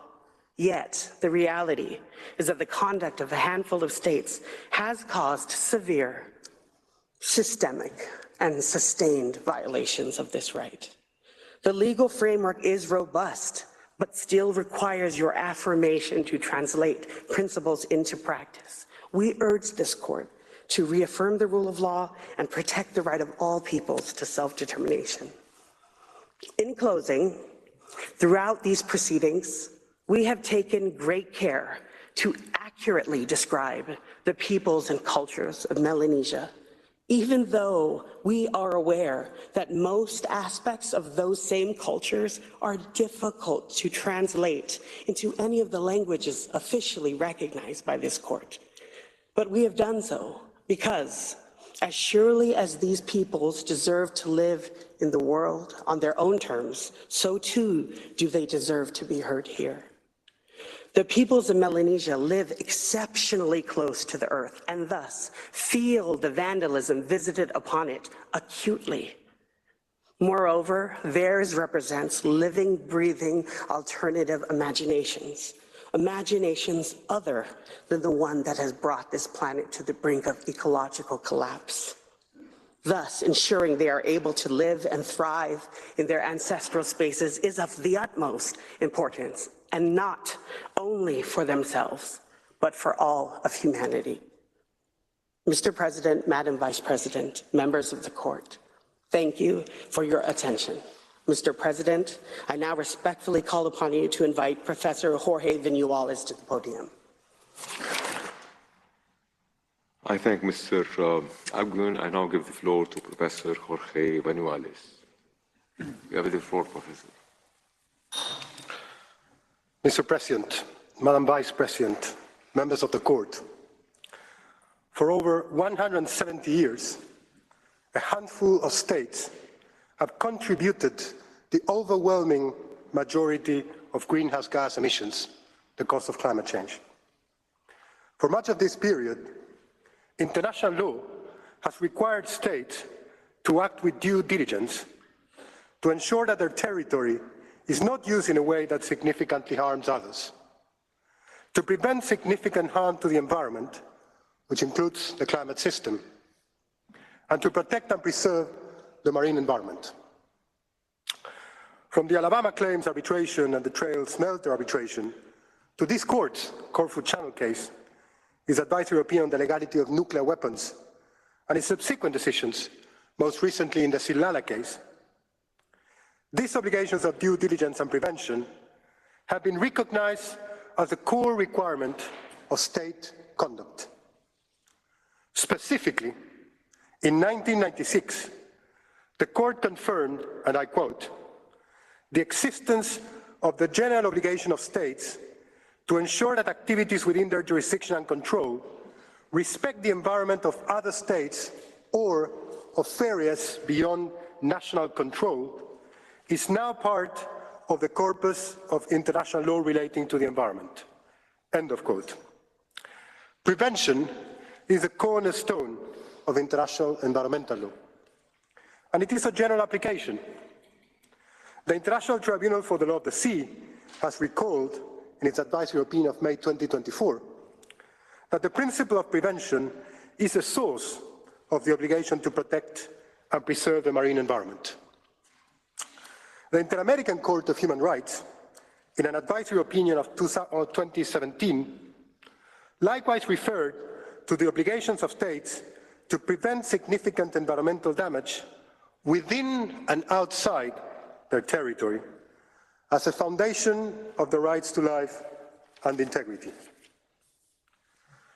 The United Nations Framework Convention on Climate Change expressly confirms at paragraph 8 of its preamble the application of the prevention principle to anthropogenic emissions of greenhouse gases.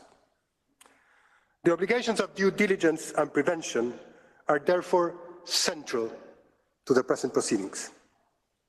In Resolution 77-276, the General Assembly, acting by consensus, requested the Court to have particular regard to, and I quote, the duty of due diligence, the principle of prevention of significant harm to the environment, and the duty to protect and preserve the marine environment, end of quote.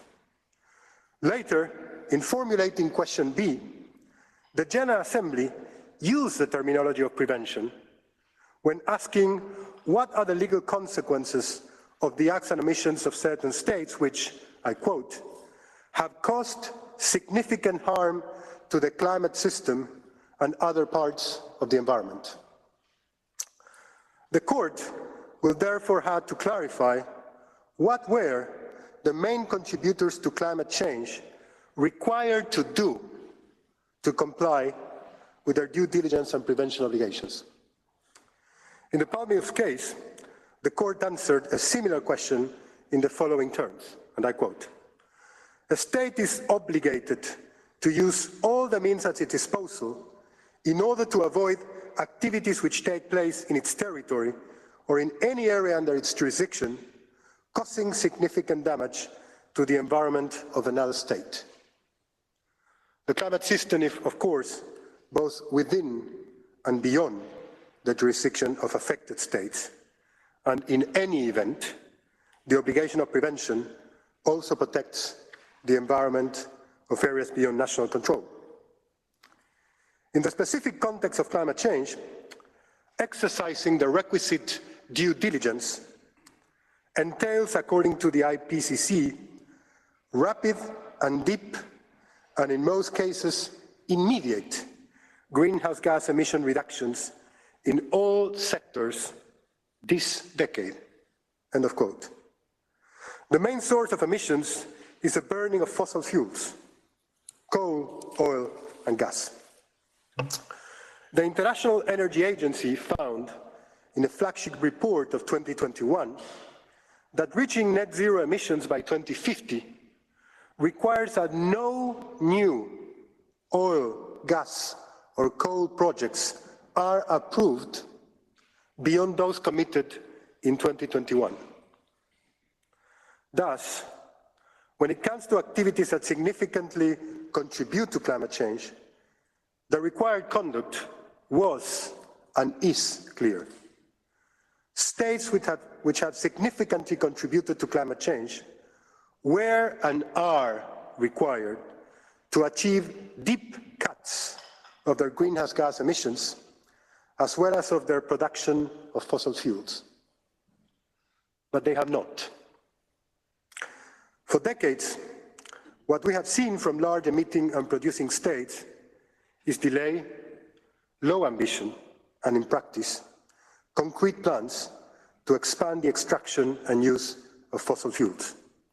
In other words, the exact opposite of the due diligence that was and is required from them. This is not a matter of degree. The contrast between word and deed is stark. Large emitting and producing states are proactively expanding the fossil fuel production and consumption, paying lip service to their climate commitments. Vanuatu has substantiated this claim in great detail, both empirically and legally, in its written submissions. But it is useful to recall some figures. Since 1990, emissions of greenhouse gases have increased by more than 50%. The highest annual emissions ever recorded were, well, in 2023. And figures for 2024 are not yet available. According to the International Monetary Fund, the cost of fossil fuel subsidies from states reached an all-time high of $7 trillion in 2022. That is more than 23 times the figure that developing countries struggled to secure as climate finance in the recent COP29. The 2023 edition of the Production Gap Report from the UN Environment Programme, befittingly titled Facing Down or Facing Up, with interrogation marks, captures the essence of the problem. Looking at 20 large state emitters, it concludes, and I quote, while 17 of the 20 countries profiled have pledged to achieve net zero emissions, and many have launched initiatives to reduce emissions from fossil fuel production activities, most continue to promote, subsidize, support, and plan on the expansion of fossil fuel production. End of quote. That would lead, according to the UNEP, to global production levels in 2030 that are 460%, 29%, and 82% higher for coal, oil, and gas, respectively. As I said earlier, lip service to climate commitments.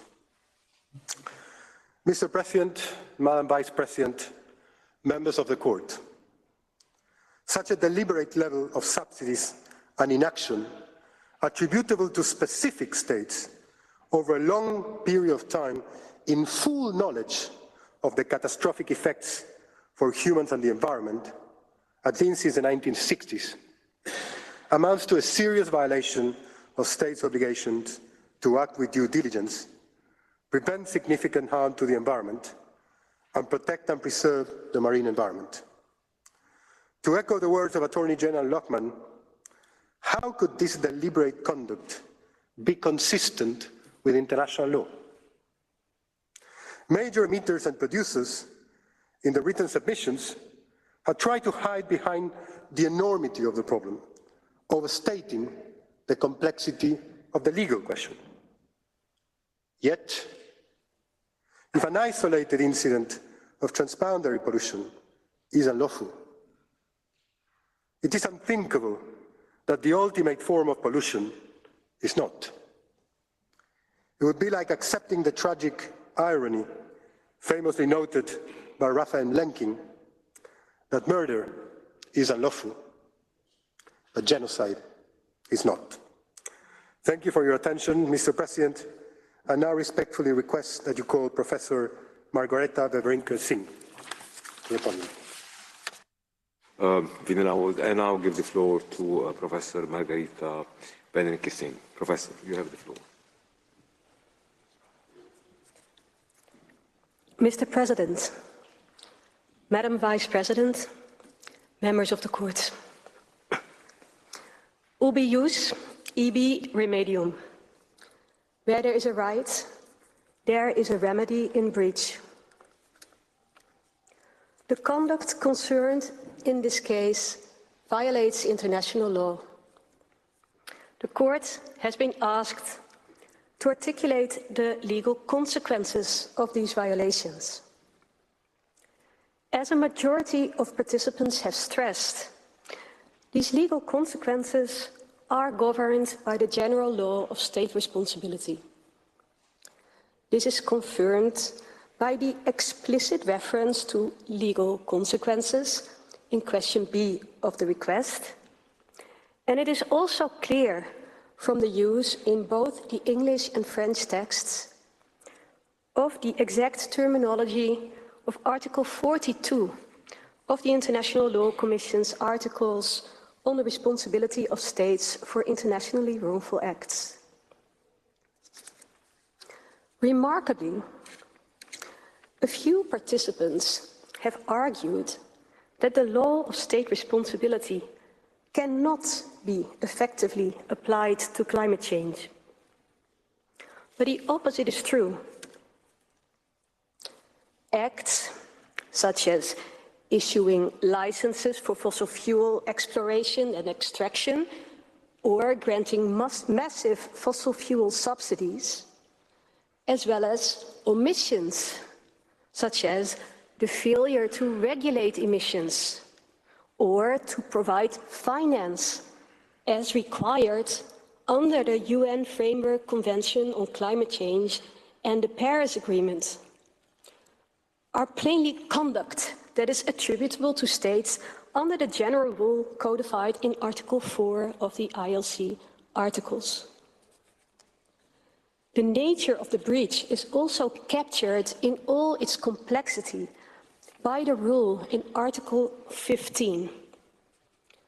This rule concerns breaches arising from a composite act, understood as, and I quote, a series of actions or omissions defined in the aggregate as wrongful, end quote. Furthermore, Article 47 confirms that when multiple states have displayed the same wrongful conduct, the responsibility of each may be invoked. The suggestion that the UN Framework Convention on Climate Change or the Paris Agreement replaces these secondary rules is, simply put, wrong. Indeed, it has already been dismissed, implicitly or explicitly, by courts around the world, including recently by the European Court of Human Rights, whose judgment in Klima Signorinen versus Switzerland expressly relies on Article 47 of the ILC Articles, affirming that states can be held internationally responsible for violations stemming from their contributions to climate change. Likewise, the International Tribunal for the Law of the Sea confirmed in its advisory opinion of May 2024 that international responsibility attaches where a state breaches its climate-related obligations under the UN Convention on the Law of the Sea. Mr. President, Madam Vice President, distinguished members of the Court, this Court is called upon to affirm a similar, yet even more fundamental point, that a state which, by its acts and omissions, has caused significant harm to the climate system and other parts of the environment, has thereby breached international law, and that in the ordinary way, the general law of state responsibility governs the legal consequences of that breach. The Court must not be silent on this crucial point. Silence risks implying that international law condones this conduct, that it carries no legal consequences, and that it can continue with impunity. As we all know, the legal consequences for such internationally wrongful conduct are well established. First, responsible states must cease the wrongful conduct. What does this mean?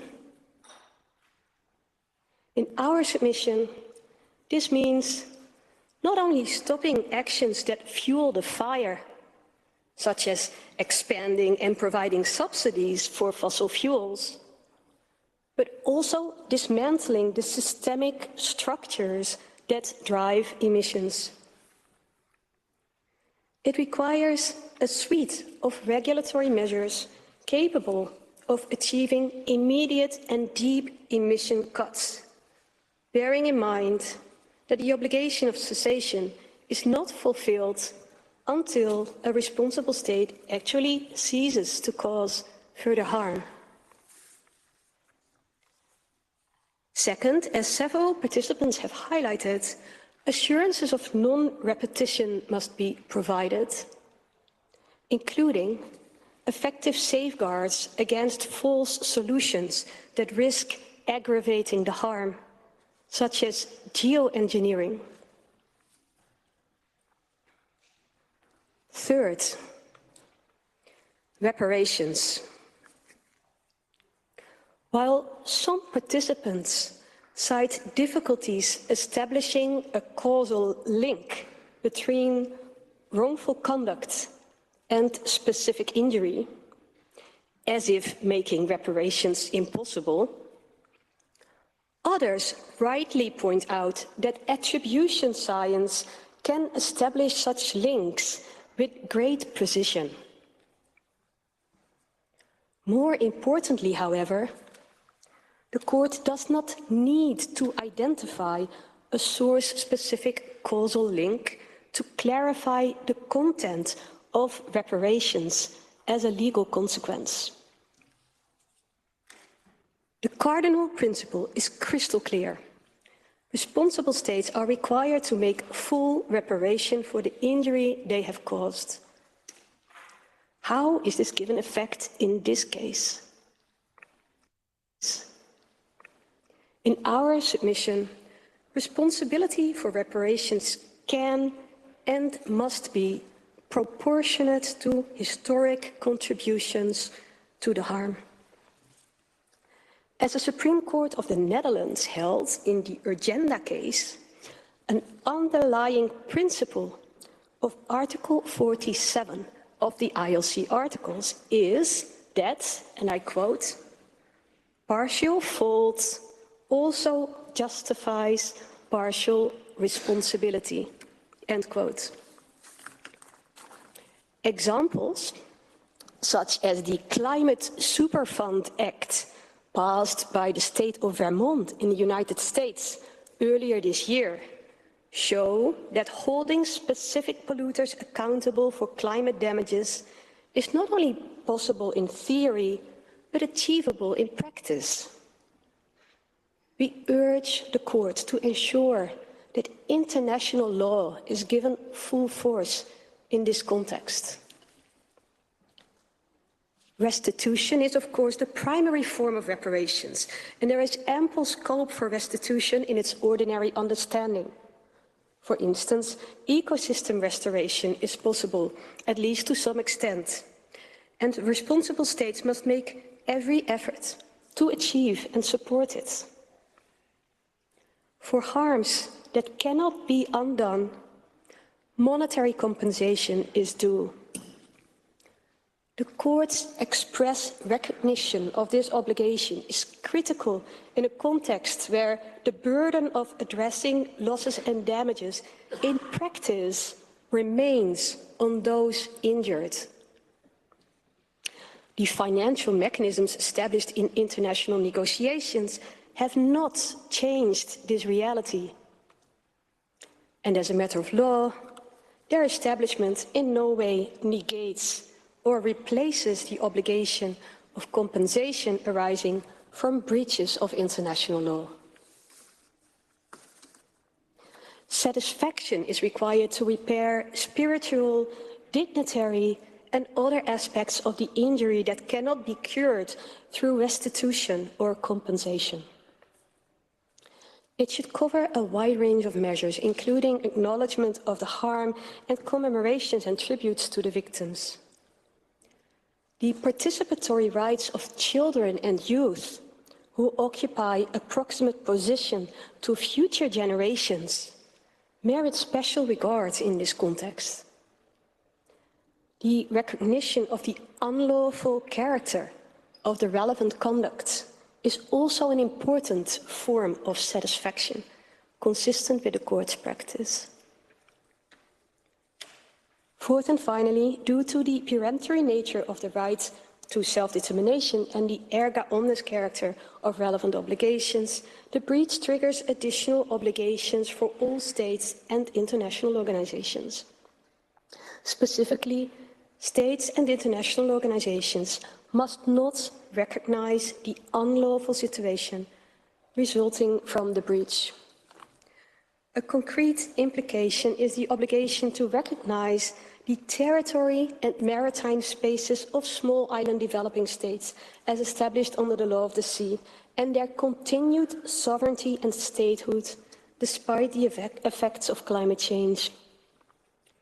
All states and international organizations must also cooperate to bring the breach to an end. Mr. President, Madam Vice President, members of the Court, the law of state responsibility serves as international law's foundation. It ensures that no state is above the law, that violations have consequences, that rights do indeed come with remedies for victims. The magnitude of climate change and the severity of the harm already suffered underscore the urgency of applying these fundamental principles now, in these proceedings, with full force. I thank you for your careful attention. And, Mr. President, I now kindly ask you to invite Mrs. Cynthia Hunioi, a representative of the youth, to the floor to conclude the oral submissions on behalf of the Republic of Vanuatu and the Melanesian Spearhead Group. I thank Professor Maring Singh. I now give the floor to Ms. Cynthia Huniuni. Madam, you have the floor. Mr. President, Madam Vice President, members of the Court. My name is Cynthia Rosa Barianga Haka Honiuhi. I am from Makira and South Malaita in the Solomon Islands. Within my blood flows the collective memory of my ancestors, Huta'a, who were conceived from the divine law, Warato'o, and have thrived on our islands since time immemorial. I stand before you not as an individual, but as the living embodiment of the voices of our people, past, present, and future. I also have the honor to address you as President of the Pacific Islands Students Fighting Climate Change, the youth organization that began the campaign to bring climate change before you. I was one of those students who together dreamed up a plan to seek an advisory opinion from this court and brought that dream to the government of Vanuatu. 29 years ago, when this court considered the legality of the threat or use of nuclear weapons, a Masalis mother stood where I'm standing now, Legion Ekni Lang. She was a survivor of the US nuclear weapons testing program, which unleashed 67 nuclear weapons upon her homeland and her people. She appeared before this court to share the grave injustice inflicted upon her life, her nation, and our region, all in the spirit of contributing to the vision of a peaceful and better world. I am here to do the same. For my people, our land, Mako, is the most precious. Land is our mother, a living, timeless plane where generations past, present, and future converge, interconnected, and sustained in an unbroken cycle of life. It is upon our land that our values and principles are rooted, preserved, and transmitted across generations. Our land stretches to the distant waters where the shark Paiawa swims, rises to the heights where the eagle Huara soars, spans the rivers traversed by the crocodile Huara, and reaches into the depths of soil where the snake Moa burrows. For my Areare people, the birthright custodians, Rioni Mai Noni, walk in sync with our clan totems, Reonimai, to safeguard the fundamental relationship with the divine law, Warato'o, land, Mako, and people, Noni. My people understand the continuous duty of past and present generations to protect the environment for the future generations, Kiramo. It is the adherence to this duty that enabled my people to live and thrive in harmony with our environment. This duty, Arata Inoni o Anaha, is our understanding of the legal principle of intergenerational equity. Climate change is undermining our ability to uphold this sacred contract. My people's land of Fanalei is nearing a critical point on the verge of being completely engulfed by the rising seas. Without our land, our bodies and memories are severed from the fundamental relationship that define who we are. Those who stand to lose are the future generations. Their future is uncertain, reliant upon the decision-making of a handful of large emitting states which, as my colleagues explained, are responsible for climate change. These states have not only enabled, but proactively encouraged the production and consumption of fossil fuels and continue to do so today. When the Paris Agreement was concluded, the youth of the world looked up to it as an instrument of hope. Today, the entire COP process has been hijacked by large emitters and major fossil fuel producers, turning it into a polluter-safe harbor and a trap for everyone else. No good faith understanding of the UNFCCC or the Paris Agreement can be consistent with the conduct of large emitters. By depriving the UNFCCC, the Paris Agreement, and COP process of any good faith, meaning these states have turned all three against their spirit. For my people and for the world's youth and future generation, the consequences are existential. As judges of the World Court, you possess the power to to help us course correct and renew hope in humanity's ability to address the greatest challenge of our time. And you can do this simply by applying international law to the conduct responsible for climate change. Palahenga, Chiana, and thank you. I thank the representatives of Vanuatu and the Melanesian Spearhead Group for their presentation. Before I invite the next delegation to take the floor, the court will observe a break of 15 minutes. The hearing is suspended.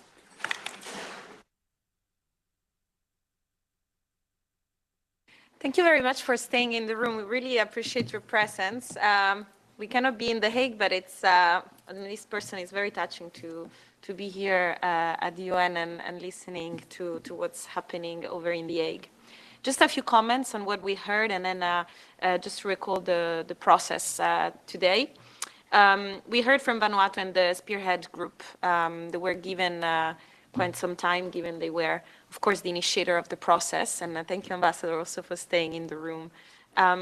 Many points were raised. Definitely the existential threat the climate poses. We heard about the question of self-determination and the question of intergenerational equity. I think the youth speaker made a very compelling argument about what the impacts on future generations are going to be. We also heard about the importance of science. Professor Viñuales mentioned the recent report by the International Environmental Energy Agency that by 2050, if we want to reach net zero, no new oil and gas must be approved beyond those already committed by 2021. And the emphasis was very strong on fossil fuels, not just in terms of contribution to the greenhouse gas emissions, but also to the interference that fossil fuel corporations make in multilateral processes. The youth speaker made a point about, for instance, how also corporate representatives were highly represented at the COP, at the Conference of the Parties to the UNFCCC in Baku, and the impact that this has on the decisions that are taken, and that, of course, affect the international regime. We heard very interesting arguments about what the obligations are under international law, specifically including the prevention and due diligence principle, which entails that states must achieve deep cuts and put in place effective just transition. But Professor Viverinke Singh reminded that while it's important that the court, of course, understands and explains the obligations that are upon states, we shall not forget the consequences when these obligations are breached and harm occurs. And the court cannot stay silent. I think this is a very important message that hopefully the court will pick up on. And what does the consequence, these consequences entail? Cessation of conduct, no repetition, and importantly, reparation. This is going to be a very important and highly contentious topic. I think we're going to definitely see difference in approaches between many global South and global North countries. The question of reparations, of course, entails who is accountable, but also how to establish the responsibility. And once again, here, science comes to play. There's the question of causal link. Do we need to establish it between the wrongful conduct and the actual harm? The approach that Vanuatu is suggesting is to establish that the reparations are due proportionally to historical contributions of climate change, because science is quite clear already to establish a link between the emission of greenhouse gas in the atmosphere and the actual harms that arise. I won't go further on other points. Once again, at 2 p.m., we'll be here with some experts to unpack some of these and many other questions that we will hear from the other states this morning. As we heard, now we have a short break that will run until 11:30. And then the hearings will resume with South Africa, Albania, and Germany. At 1 p.m., there will be the lunch break for the court, but also for us. For those of you who want to stick with us, we will have some sandwiches and refreshments outside of the room, so feel free also to enjoy that. And importantly, once again, at 2 p.m., from 2 to 3 p.m., we will have an expert roundtable with Professor Ginevra Lemoli from the European Institute, who will help us unpack some of these questions. Benjamin Schachter from the Office of the High Commissioner for Human Rights. Sebastian Doik, Senior Attorney at the Center for International Environmental Law, who will join from The Hague. Jules Schnackenberg from the World Youth for Climate Justice. Once again, the youth are following very closely, and she will be joining remotely also from The Hague. And Yves Lador from Her Justice will also provide some reflections. After that, the hearings will resume. So once again, those of you who are free and available to follow these hearings with us are welcome to stay. I will just read again the list of countries that will be speaking in the afternoon. We have Antigua and Barbuda, Saudi Arabia, Australia, Bahamas, Bangladesh, and Barbados. What I find very interesting today is that we have a very large spectrum of countries, which I'm sure will bring very different perspectives on many of these legal questions. And finally, we will have some final considerations at around 6 p.m. So thank you so much. Please enjoy some coffee. We have some fresh coffee and cookies outside of the room, and see some of you in 10 minutes or hopefully at 2 p.m. for the expert roundtable. Thank you.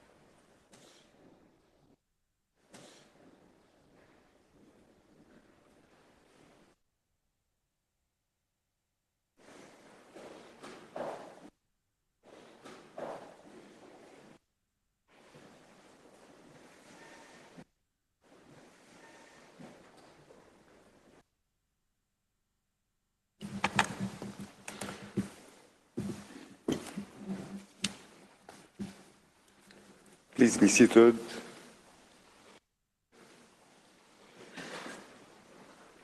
The sitting is resumed. I now invite the next participating delegation, South Africa, to address the court, and I call His Excellency Mr. Vusimuzi Mandosela to the podium. You have the floor, sir.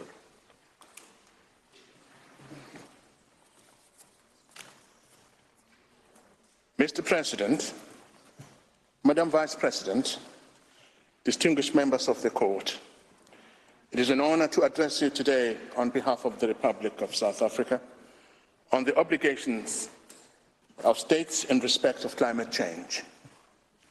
The consequences of climate change are far-reaching and are already being felt, particularly in developing countries. The best available science tells us the worst is yet to come. My own country, South Africa, is especially vulnerable to the vagaries of climate change due to its location in a region with temperature levels that are rising faster than the global average. We are already facing significant challenges of water scarcity and food insecurity, compounded by slow onset and extreme weather events. The unprecedented severe flooding and destruction of infrastructure that occurred over the past few years is now followed by the onset of a new drought cycle. This has a devastating impact on our people and the country's ecosystems, which is especially concerning as South Africa is one of the most biologically diverse countries. Domestically, South Africa is a country in which these severe climate challenges compound the most pressing triple challenges of poverty, unemployment, and inequality. South Africa's constitution guarantees the right to have the environment protected for present and future generations, and to do so in a way that promotes justifiable economic and social development. South Africa is fully committed to contributing its best efforts towards addressing the global challenge of climate change. In the context of our just transition and a commitment to a sustainable development path, we have submitted an ambitious nationally determined contribution under the Paris Agreement, which is backed by policies and legislation.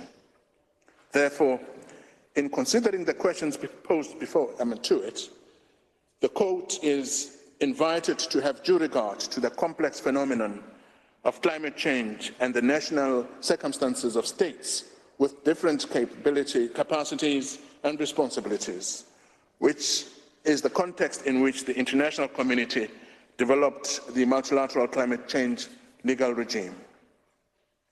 This legal regime recognizes that the historical responsibility for emissions lays at the doorstep of developed countries.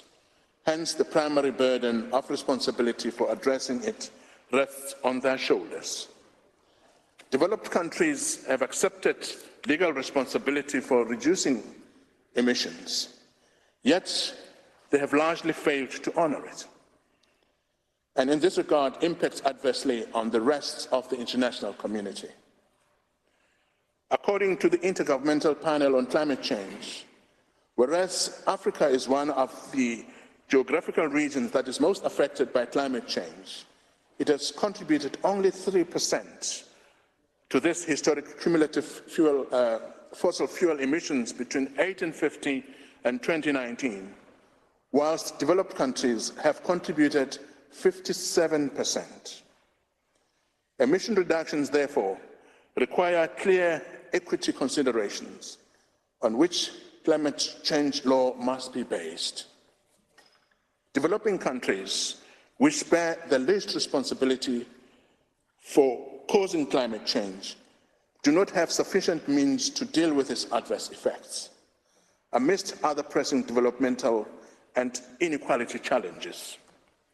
It is estimated that it will cost trillions of dollars and significant technology transfer to keep within the 2 degrees temperature goal set in the Paris Agreement, let alone the 1.5 degree goal that African countries consider a necessity. It is therefore estimated that on average, African countries spend nearly 1% of their government budget on adaptation to climate change alone. This represents 10 times more governmental expenditure on adaptation than the total international support provided for adaptation.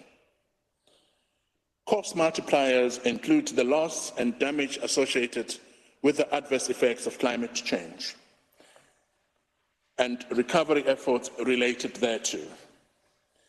The multilateral regime centered on the United Nations Framework Convention on Climate Change, the UNFCCC, is the international community's collective response to climate change.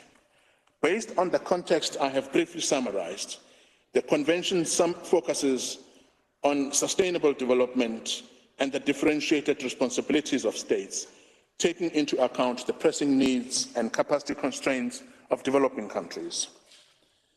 The Convention approach is that a climate change response must be conducive to sustainable development and to inclusive and equitable global decision-making processes. It is critical that any climate response must be done in a manner that is in line with the concept of a just transition. Equally, it is essential that vulnerable persons, in particular local communities, women and children, are not made to suffer further as a result of a climate response that fails to take their circumstances into account. There is a need for an all-economy, all-society response to this common concern of humankind. This response requires shifting from a high to a low-emissions economy, from incremental to transformative adaptation and climate resilience, whilst building an inclusive, employment-intensive economy. Without adequate support through funding and technology transfer, developing countries will be rendered continually vulnerable to the adverse effects of climate change and may find themselves regressing in developmental gains made thus far. With that, Mr. President, distinguished members of the Court, it is now my honor to request you to invite Ms. Bremer, Principal State Law Advisor, to address you on the applicable law, and thereafter, Mr. Scholz, State Law Advisor, to address you on the legal obligations of states and their legal consequences. I thank you. I thank His Excellency Mr. Madonsela, and I'll give the floor to Ms. Romy Bremer. Madam, you have the floor. Mr. President, Madam Vice President, distinguished members of the Court, I'm honored to address you to make South Africa's submissions regarding the applicable law on which the Court should base its advisory opinion on the questions posed to it by the General Assembly. Climate change is intrinsically linked to development and impacts on most, if not all, of the Sustainable Development Goals. The existing developmental challenges faced by developing countries, like my own, will undoubtedly be further exacerbated by climate change. The SDGs carry with them responsibilities and obligations for states at both international and national levels. And it is of the utmost importance that the Court takes this into consideration. An analysis of climate change law that does not take into account the wider sustainable development agenda may lead to conclusions that would upend carefully negotiated international and domestic consensus positions that have taken many years to develop. Climate change cannot be elevated above or separated from other sustainable development imperatives and obligations through a silo-based approach to state responsibility. Furthermore, the preamble to the Paris Agreement acknowledges that human rights should be considered when taking action to address climate change, especially when it comes to the protection of the rights of the most vulnerable persons, which includes local communities, women, and children. We also recognize that international climate change policy and law have to accommodate other emerging international legal norms, such as the right to development. While South Africa fully recognizes that there are numerous legal instruments that have relevance, we submit that it would be most appropriate for the Court to apply the Convention, the Kyoto Protocol, and the Paris Agreement in answering the questions placed before it, being the most directly relevant applicable law governing the obligations of states in the context of climate change. Given that the Convention and Paris Agreement enjoy universal membership, the Court should be primarily guided by the obligations contained in these treaties. This will ensure that the Court's advisory opinion reflects the consensus of states. It is also important to note that these treaties establish compliance mechanisms that can impose corrective measures. When these measures are not adhered to, then the general rules of state responsibility are triggered.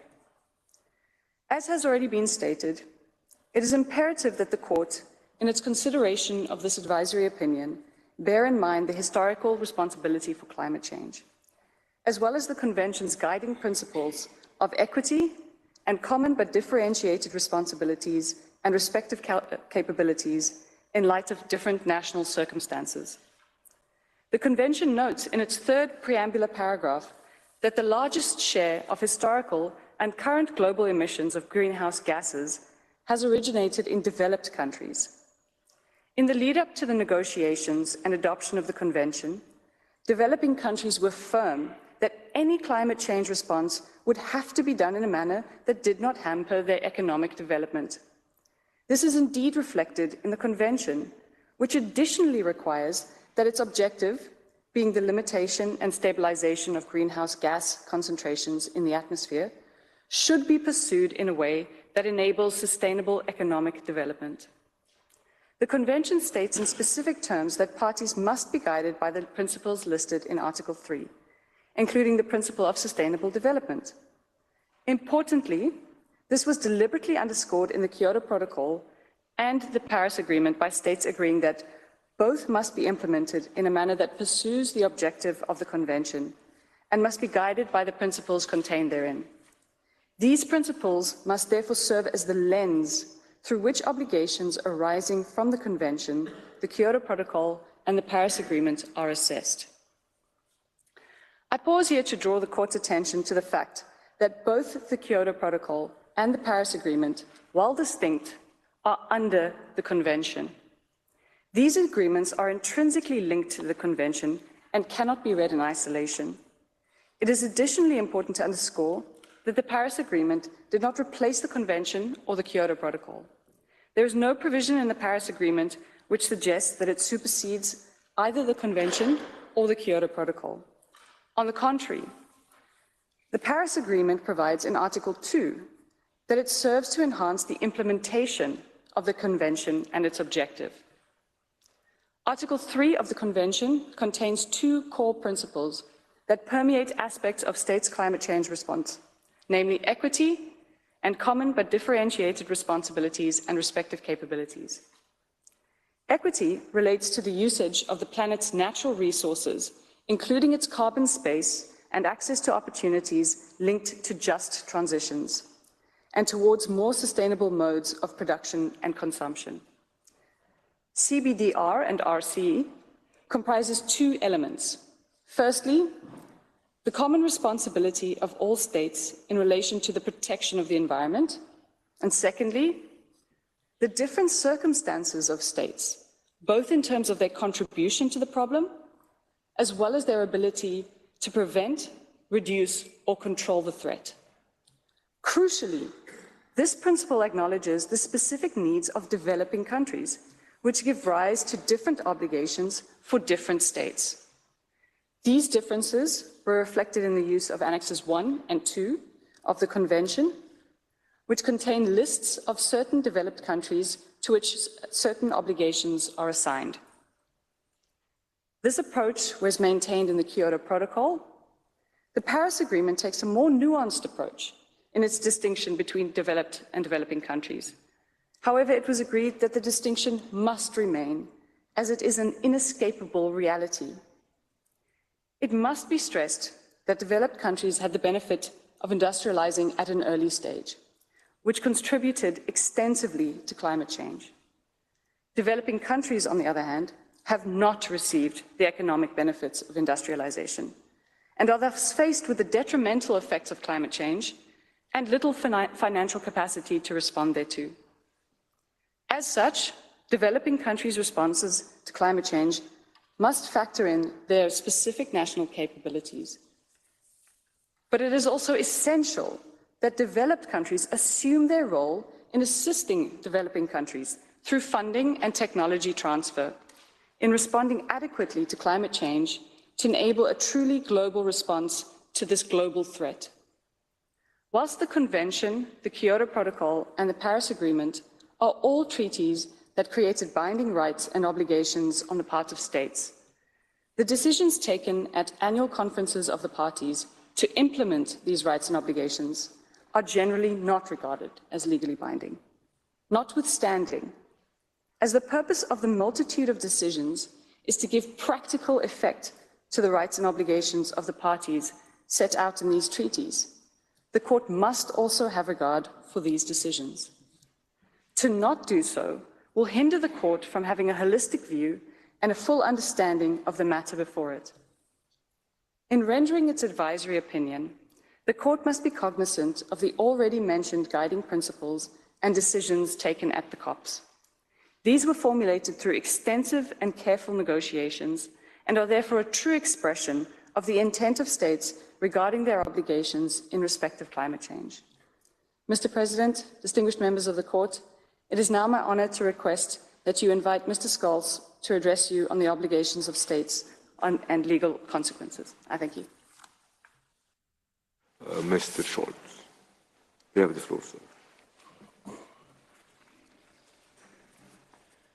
Mr. President, Madam Vice President, distinguished members of the Court, I'm honored to address you to make South Africa submissions regarding the legal obligations of states and the legal consequences. The fact that developed countries, bear the greatest responsibility for the historic and current levels of greenhouse gas emissions translated into different and more onerous legal obligations for developed countries. The United Nations Framework Convention on Climate Change, adopted in 1992, places a clear obligation on developed countries to take the lead in addressing climate change. The Convention does not set a quantified collective goal, nor any individual quantified targets to be fulfilled by developed countries. Instead, the Convention creates various obligations of conduct. One category of obligations is applicable to all parties, taking into account their common but differentiated responsibilities and specific national and regional development priorities, objectives, and circumstances. Another category is specifically applicable to developed countries and states listed in Annex 1 to the Convention that are required to take steps to reduce greenhouse gas emissions. A further category of obligations is applicable to developed countries and those states listed in Annex 2 of the Convention. They are obliged to support developing countries through the provision of finance, technology transfer, and capacity building. The Kyoto Protocol, adopted in 1997, took a further step by establishing obligations of result by setting prescribed emission reduction targets for developed countries. These are targets that are contained in Annex B to the Protocol. This approach of the historical responsibility of developed countries, as well as the fact that more ambitious action is needed from them if climate change is to be mitigated at all. Importantly, neither the Convention nor the Kyoto Protocol set binding emission reduction targets for developing countries. The Paris Agreement, adopted in 2015, sets 3 overarching collective goals on mitigation, on adaptation, and on the financing of climate action. Parties agree to limit the increase in average global temperatures to well below 2 degrees and to pursue efforts to strengthen this goal towards a limit of 1.5 degrees. As for the obligation of individual states, the Paris Agreement provides that these would be self-determined. Parties must submit successive nationally determined contributions, and each NDC must be more ambitious than the previous one. All parties, including developing countries, are obliged to submit NDCs and to pursue domestic mitigation measures to achieve goals that they have determined for themselves based on specific circumstances. The Paris Agreement clearly states that the obligations of parties will be implemented to reflect equity and the principle of common but differentiated responsibilities and respective capabilities in light of different national circumstances. This qualification is an essential element which the Court must consider to ensure that equity and justice prevail. While achieving a specific target is not a legally binding obligation, there is an obligation to pursue successively ambitious mitigation measures. Such obligations must be interpreted in line with the principle of prevention, which this Court has found to be a customary rule in the context of the law concerning transboundary harm, and which has its regime in the obligation of due diligence. This Court, in the pulp mills on the River Uruguay case, found that a state is obliged to use all the means at its disposal in order to avoid activities which take place in its territory or in any area under its jurisdiction that causes significant damage to the environment of another state. The phrase, "the means at its disposal," is a crucial consideration. It requires having regard for the particular facts and circumstances that pertain to the state in question. This phrase also echoes the principle of CBDR and RC and is reflected in the fact that different legal obligations apply to different categories of states. The parties to the Paris Agreement do not have the same means at their disposal. They therefore do not have the same legal obligations in respect of climate change.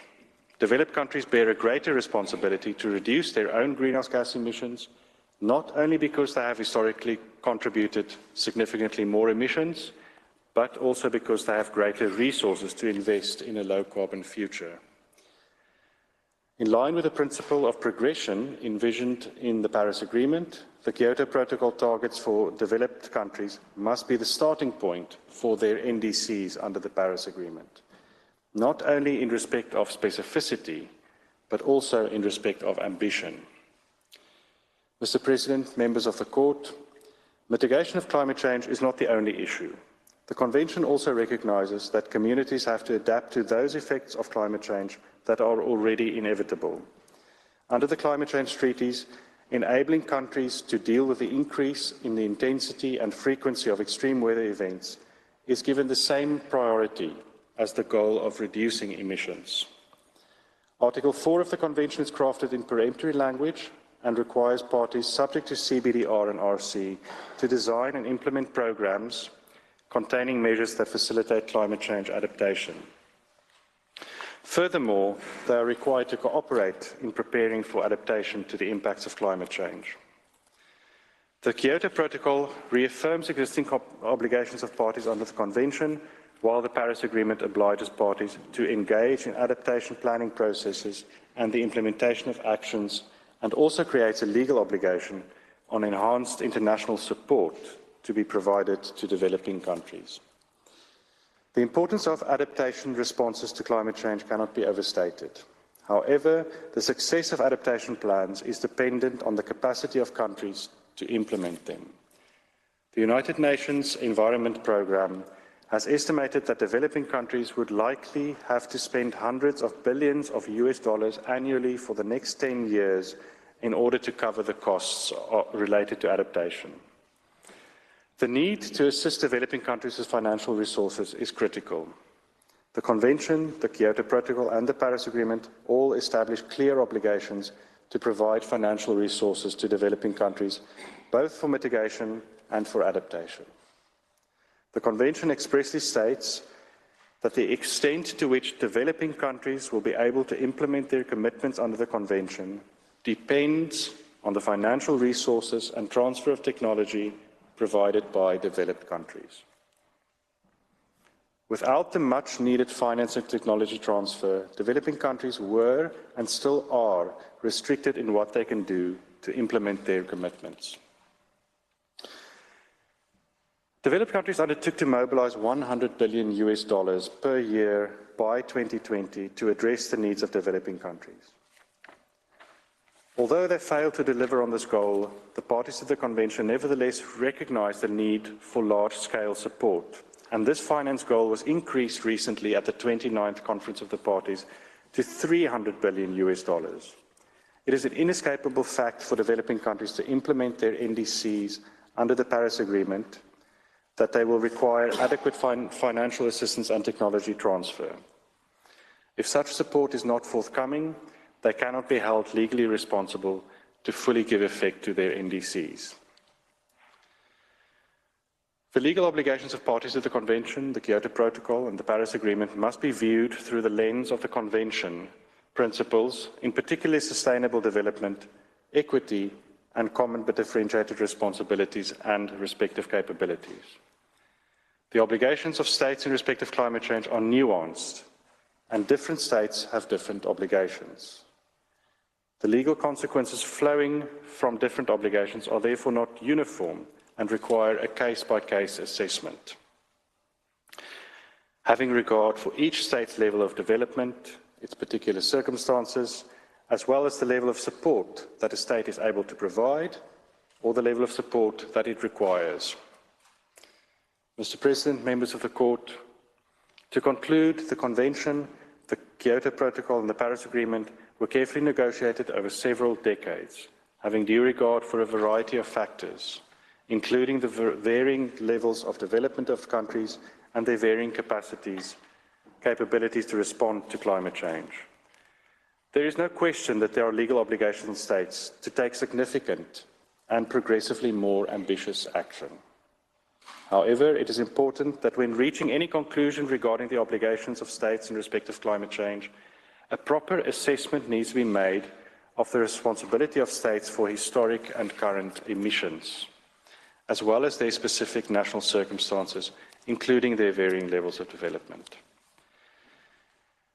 The Court's advisory opinion presents a rare opportunity to take stock in a systematic way of the international law principles applicable to climate change that have developed over more than 3 decades. It is an opportunity to remind states of the legal obligations that they have agreed to. The Court's opinion can be of great benefit to the ongoing multilateral talks under the auspices of the Convention, where states have to make difficult compromises in order to ensure a future that is safe, prosperous, and fair. Mr. President, Madam Vice President, members of the Court, this concludes the submissions on behalf of South Africa. I thank you very much for your attention. This concludes the submissions on behalf of South Africa. I thank you very much for your attention. I thank the representative of South Africa for their presentation. I now invite the delegation of Albania to make its oral statement, and I call upon Mr. Armand Skapli to take the floor.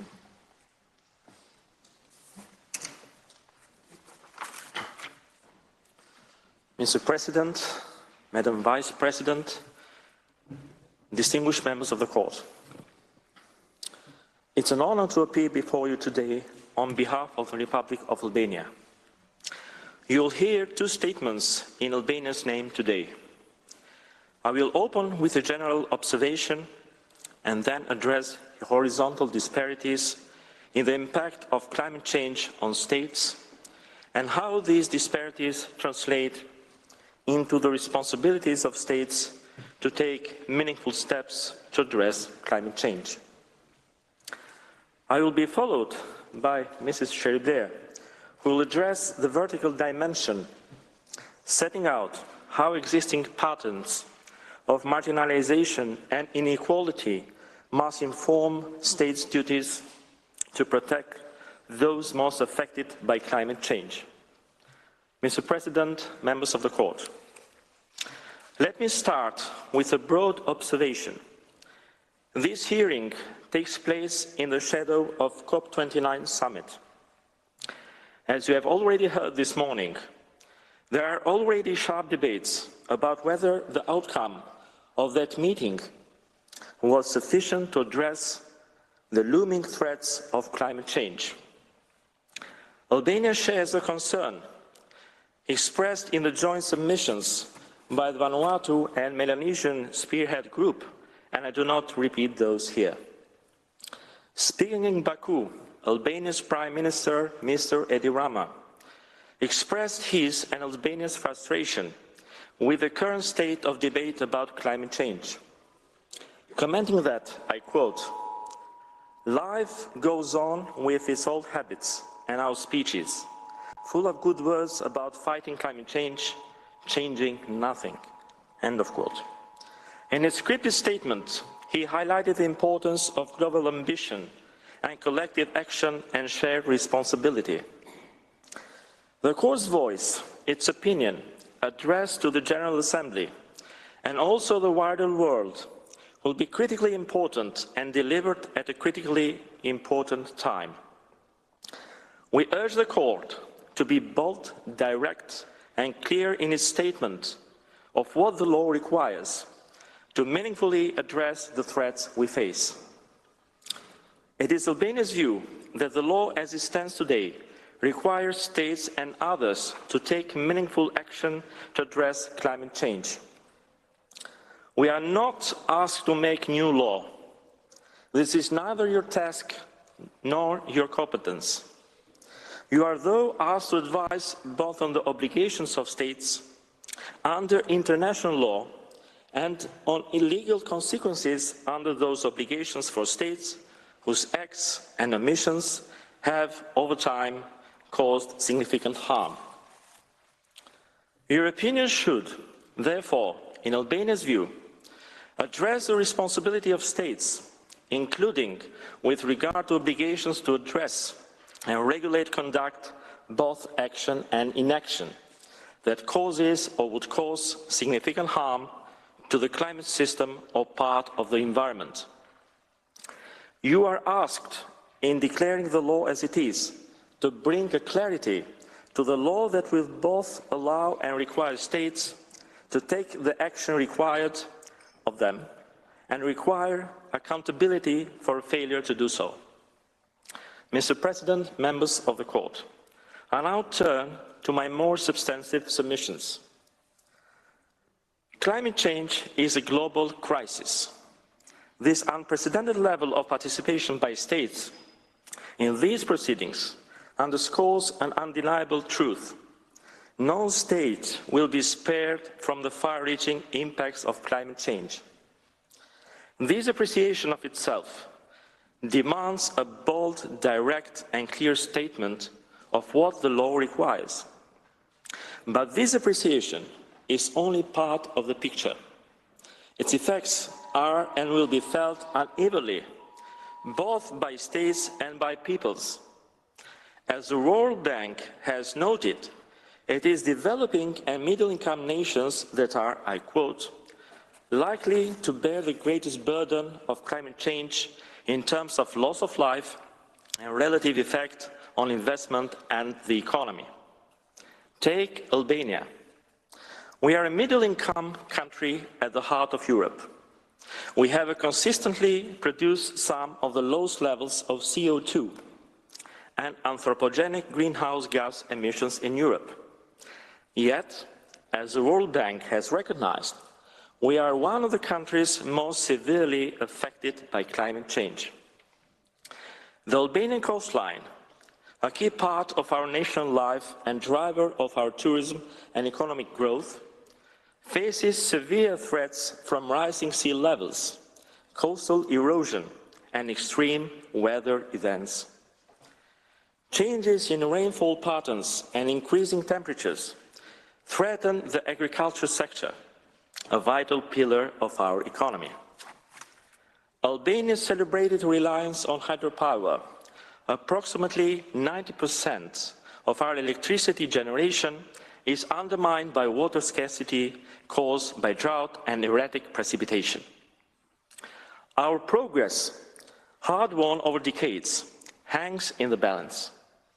Climate change threatens our economic stability, erodes our social resilience, and obstructs our path towards sustainable development.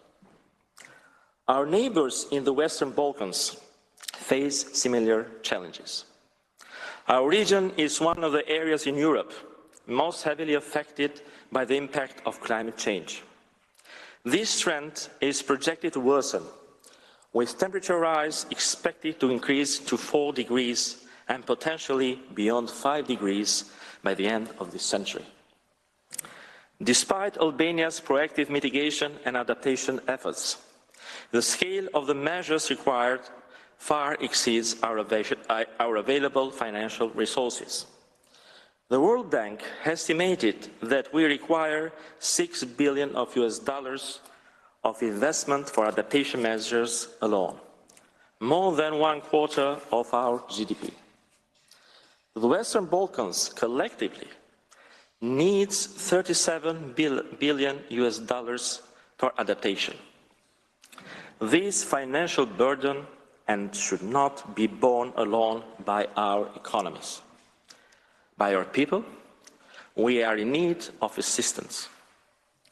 Mr. President, we are neither shirking our responsibility nor advancing a case for development aid, pulling on the heartstrings of developed states, pleading for handouts.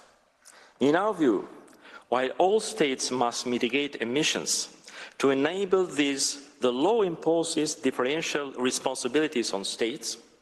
Greater action is required of those whose actions have contributed and will continue to contribute most acutely to climate change, and of those who can most afford to take meaningful actions to address the threats. The Special Rapporteur on Human Rights to Clean, Healthy and Sustainable Development has observed, I quote, "The main contributors to the problem have reaped immense economic benefits and thus have the greatest responsibility to solve the problem."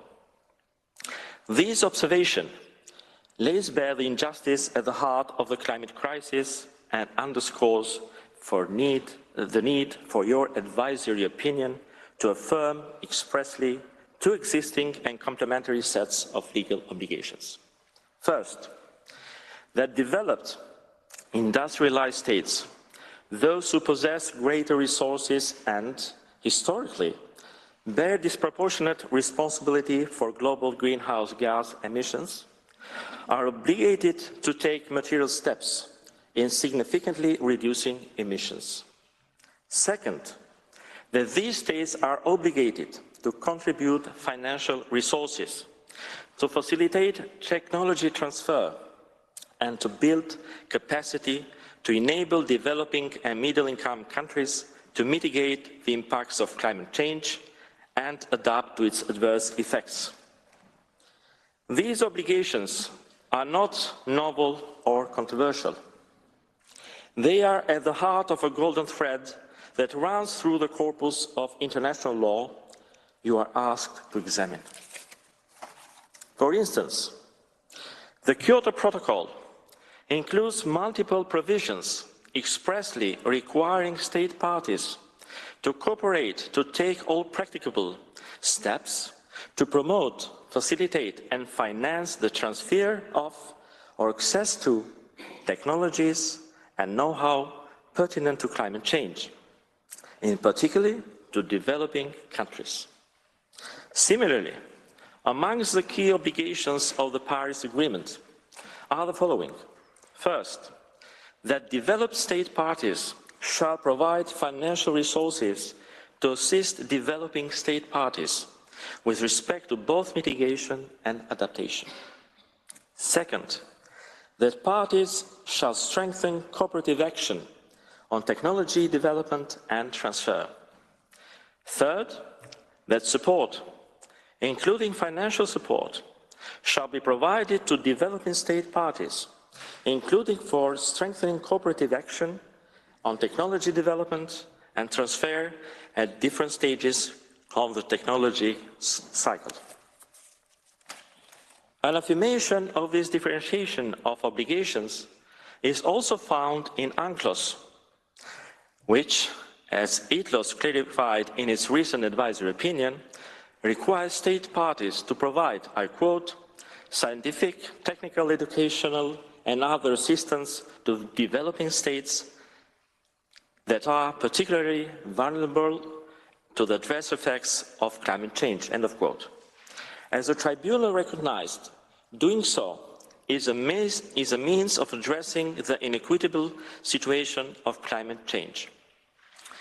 These differential obligations also find expression in the customary obligation of states to prevent transboundary harm, where developed and industrialized states have a more stringent due diligence obligation. Moreover, as recognized by numerous states, these differences in obligations are an expression of the general principles of cooperation and equity. Mr. President, members of the Court, Albania urges the Court to have the central legal truth at the center of your advisory opinion, that developed, industrialized states bear the primary responsibility to take meaningful action as required by law to address the climate change crisis to which they have and are continuing to contribute disproportionately, and that this includes real and tangible support for developing and middle-income countries that bear the brunt of the worst of its devastating impacts. This advisory opinion will be closely considered and carefully applied in many fora affecting developing and middle-income states' climate actions. In the international investment space, guidance is needed on how states' climate-related obligations should be taken into account. While Albania welcomes and supports responsible investments, climate action must not be compromised by inappropriate arbitrary decisions that have not taken proper heed of legal imperatives relating to climate change. Albania urges the Court to affirm that commercial interests should be protected proportionately, ensuring a careful and equitable balance between states' climate obligations and investors' protected interests, an imperative not yet fully realized. Mr. President, Madam Vice President, distinguished members of the Court, this concludes my submissions. May I ask Mr. President to invite Mrs. Blair to the podium. I thank you for your attention. I thank Mr. Scapi. I now give the floor to Ms. Sherry Blair. Madam, you have the floor. Mr. President, Madam Vice President, distinguished members of the Court, it is a privilege to appear here today before you on behalf of the Republic of Albania. The General Assembly's request expressly invites you to examine obligations under a number of bellwether international human rights instruments. These treaties and customary international law oblige states actively to protect fundamental human rights, including from adverse effects of climate change.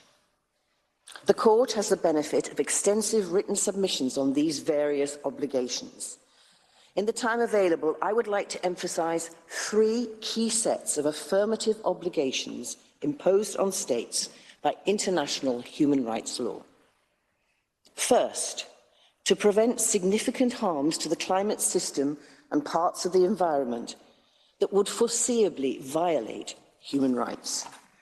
Second, to ensure that the measures taken in response to climate change impacts do not themselves violate human rights.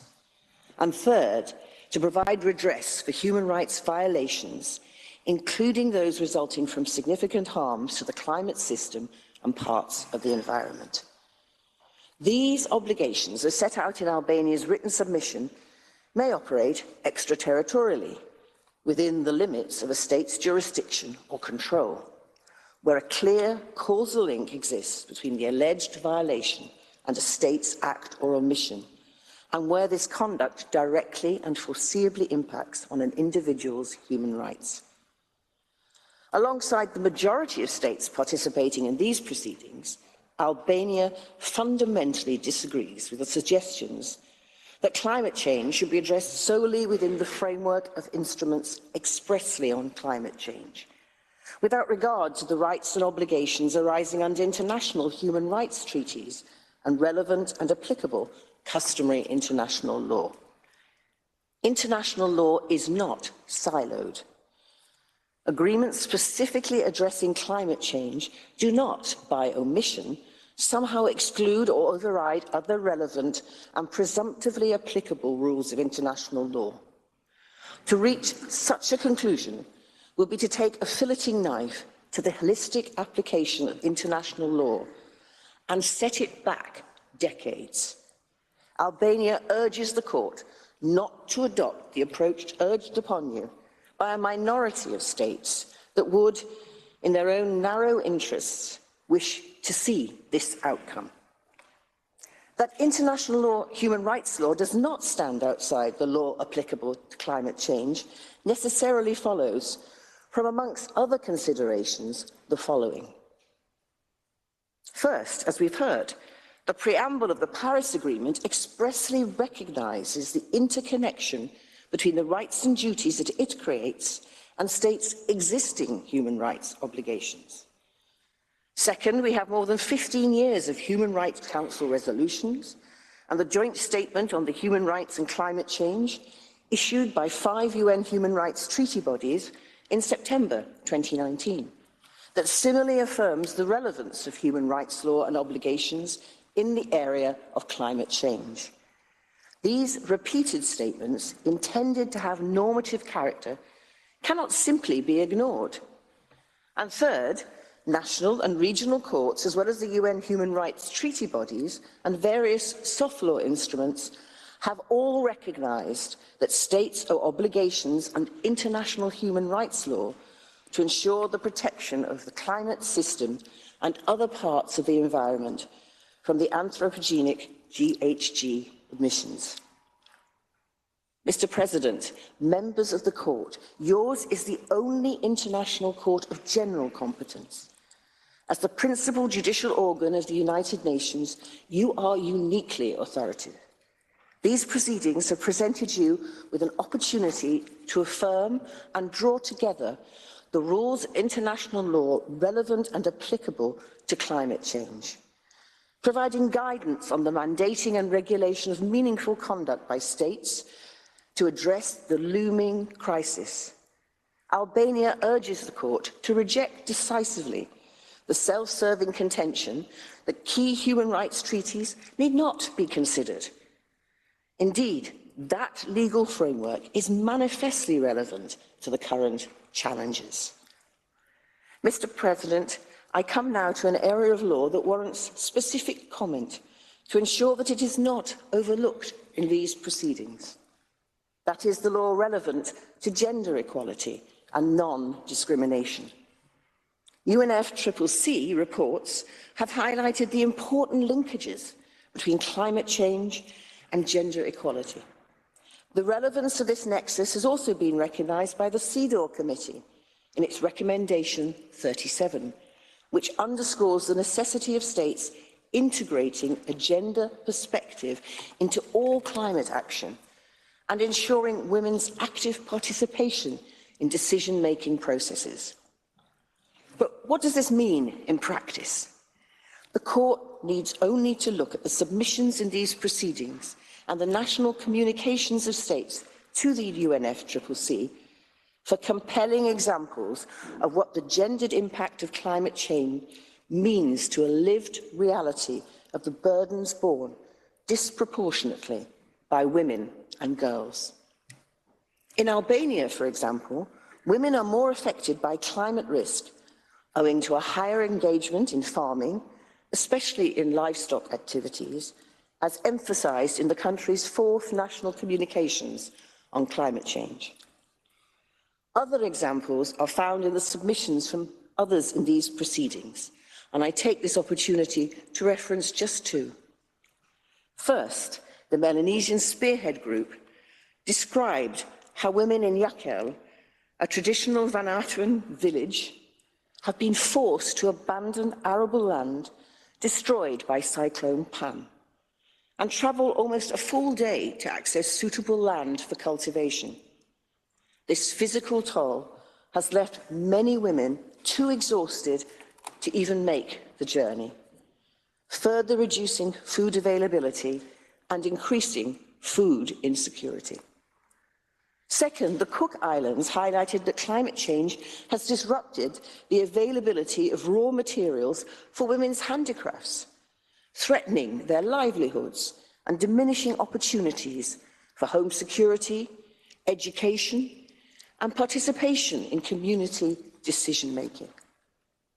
These examples underscore the importance of carefully incorporating gender perspectives in all climate change mitigation and adaptation planning and action, and the imperative of involving women and their distinctive experiences in climate change decision-making. We will not deliver equitable and effective climate policies without doing so. Climate change functions as a threat multiplier.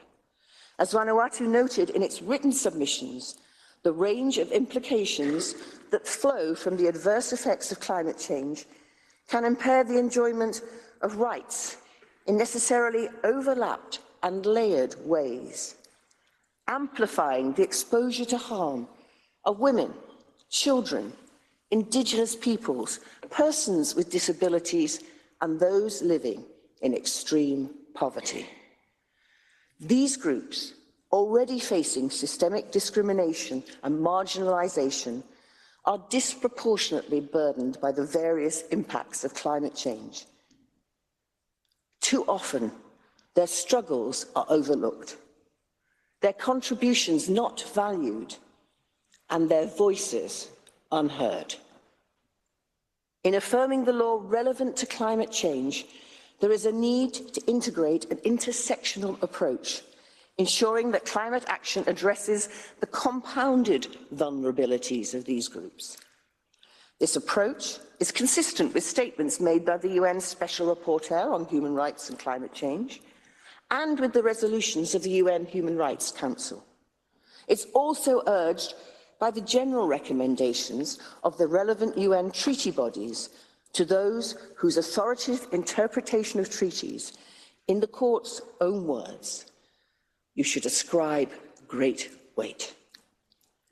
Albania calls upon the court to give this critical dimension of the climate crisis the prominence it deserves, and to provide much-needed guidance on the obligations of states to address climate change and related intersecting challenges. Mr. President, members of the court, over the next 2 weeks, you will hear it said repeatedly, and rightly so, that this is a defining moment.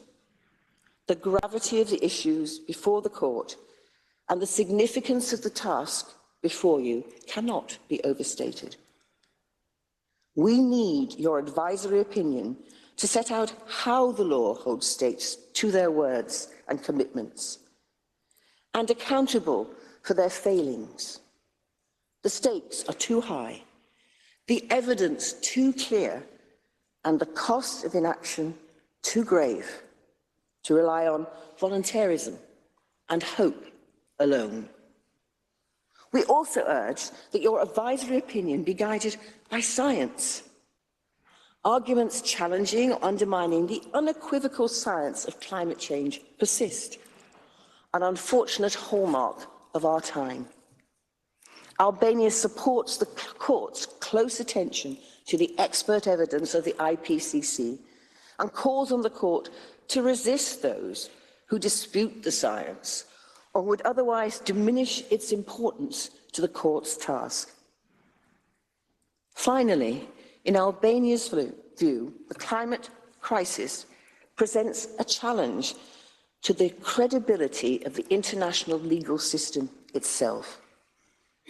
It is testing whether international law can rise to address humanity's most serious existential threat, or whether it will falter under the weight of unfulfilled promises and inaction, political expediency and short-termism, and the superficial attraction of simple solutions to complex problems. As has been aptly observed, international law has a strategic purpose, not merely to regulate, but to shape the society in which we live and aspire to live. It should act as a beacon, especially in the darkest days when we struggle to see through the gloom, offering stability, predictability, and the impetus for transformative change. This beacon must shine brightly now. The world requires from the Court guidance that is bold, direct, and clear with respect to what the law requires. The guidance you deliver must enable tangible, real-world application and impact, informed by the lived realities of those most affected by climate change. We heard some of their voices today, and you will have read even more. And we urge you to heed these lived experiences. By prioritizing equity, equality, and non-discrimination in climate justice, you can strengthen the foundations of our international legal system, enabling everyone to contribute to protecting the rights and lives of both present and future generations. Mr. President, Madam Vice President, distinguished members of the Court, this brings my remarks and Albania's submission to a close. Thank you for your kind attention.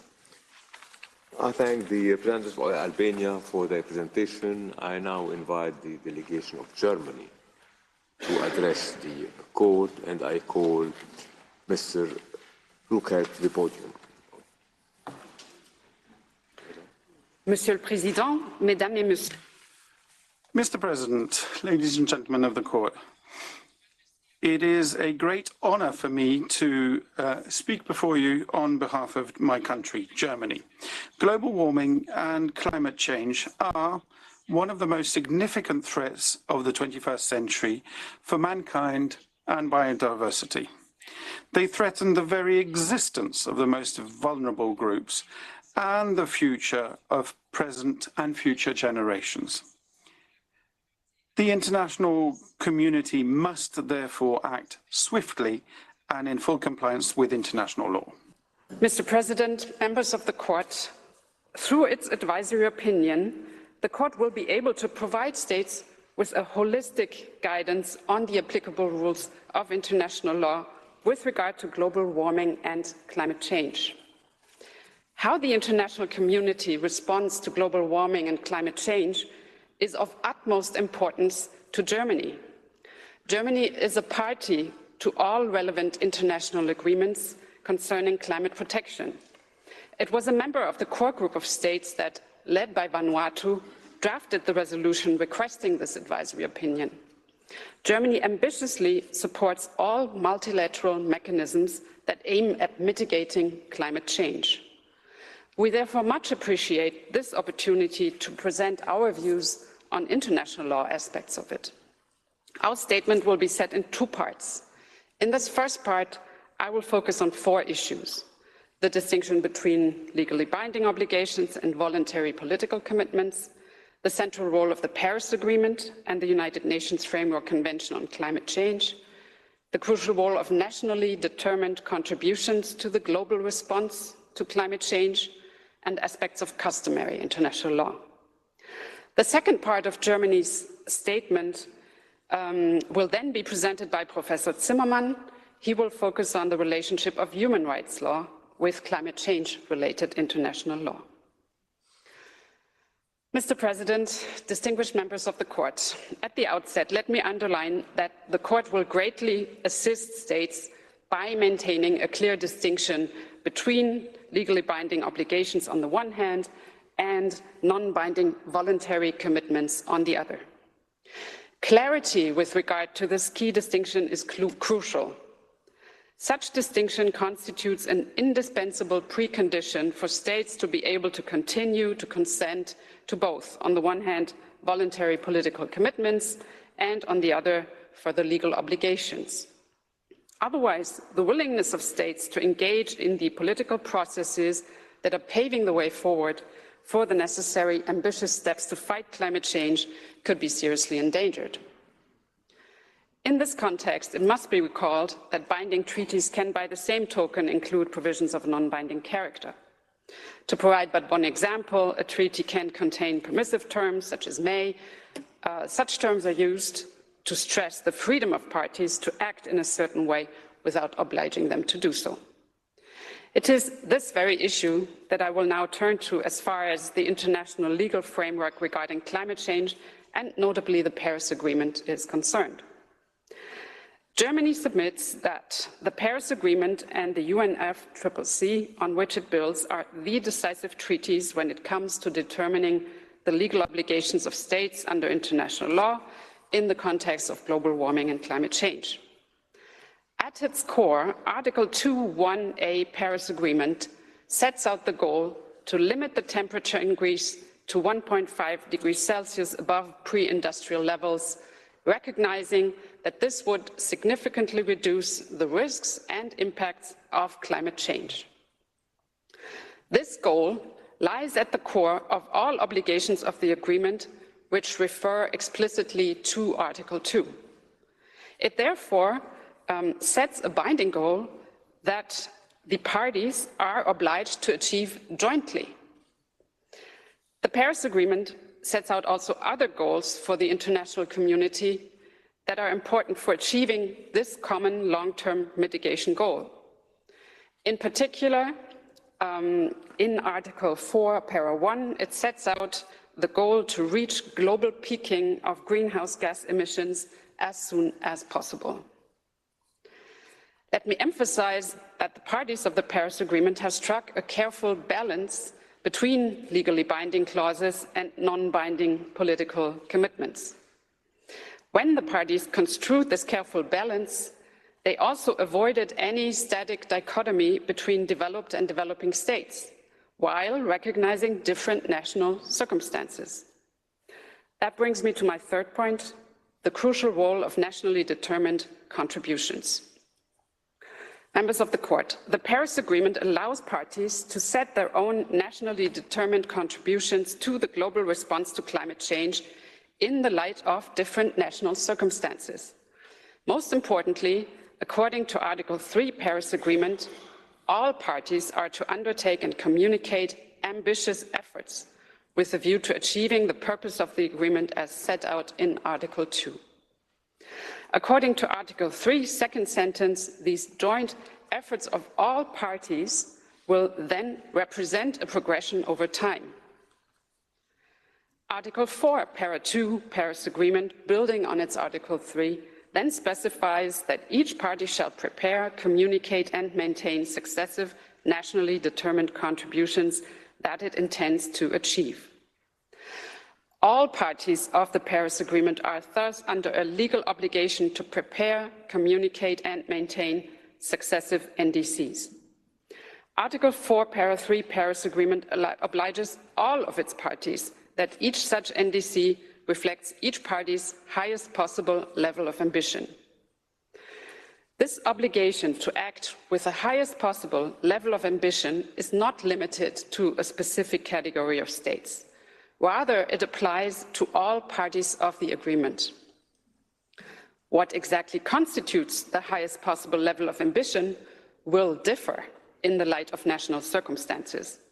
However, Article 4, Para 3 clearly states that each party's successive nationally determined contribution will represent a progression beyond the party's then current nationally determined contribution and reflect its highest possible ambition. Let me also point out the central role of scientific consensus as to adverse effects of greenhouse gas emissions, as emphasized in Article 13, Para 7, letter A of Paris Agreement. As you can see, this provision requires parties to regularly provide a national inventory report of anthropogenic emissions prepared using good practice methodologies accepted by the Intergovernmental Panel on Climate Change. The parties of the Paris Agreement accept the IPCC as a player, as it is the IPCC's reports that reflect the global consensus of the scientific community and the state of knowledge of the international community regarding climate change. The IPCC's reports are therefore of paramount importance when assessing the respective NDCs of parties. This entails that the obligations that parties of the Paris Agreement have undertaken must be viewed in light of the respective state of science. Members of the Court, this now brings me to the concept of common but differentiated responsibilities and respective capabilities, CBDR-RC, as used in and modified by the Paris Agreement.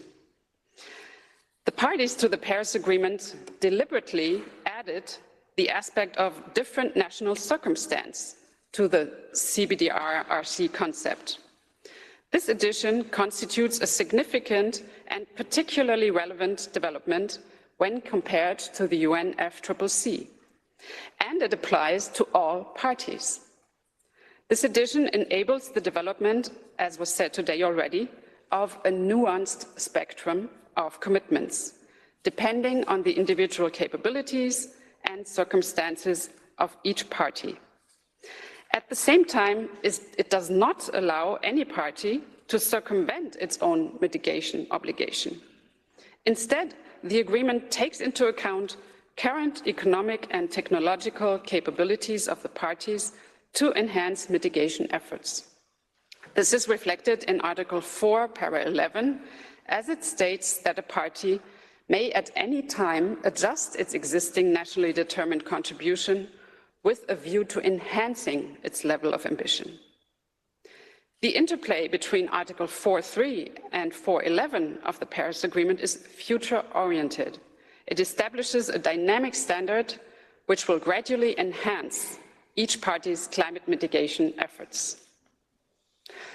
As regards the nature of the CBDR-RC concept, Germany fully agrees with those states that have taken the position that it does not possess a normative status of its own independently of the Paris Agreement. This is evidenced and confirmed, if ever there was need, by the practice of the General Assembly, which refers to this concept exclusively in conjunction with Article 2, para 2 of the Paris Agreement. Members of the Court, let us now move to matters of financial assistance and compensation. It has been stated by the UNFCCC's COP when it adopted the Paris Agreement that Article 8 Paris Agreement does not involve or provide a basis for any liability or compensation. This has also been recalled in decisions by the COP and by the COP serving as the meeting of the parties through the Paris Agreement on the funding arrangements corresponding to loss and damage associated with the adverse effects of climate change. These decisions also explicitly provide that contributions by parties, whether developed or developing, are voluntary. Therefore, the Paris Agreement does not contain a legal obligation to provide compensation for climate change-related loss and damage. Further, the separation and distinction between Article 8 and the financial provisions in Article 9 show that the obligations regarding financial support and climate finance do not comprise loss and damage. Having said that, let me underline that Germany considers political and financial commitments to financial channels such as the Green Climate Fund, the Adaptation Fund, and funding arrangements, including the Fund for Responding to Loss and Damage, to be important means for assisting particularly vulnerable countries. To support such mechanisms, like Germany does, corresponds to the fact that both the Paris Agreement and the UNFCCC urge their parties to act in their best ability to combat climate change. Mr. President, the issue of cooperation leads me to my fourth and final point, namely how the Paris Agreement interacts with customary international law. Germany is, like others, of the view that the Paris Agreement is being complemented by applicable rules of customary international law. This is particularly relevant if a party decided to leave the Paris Agreement. Such a party would then continue to be bound by obligations stemming from customary international law.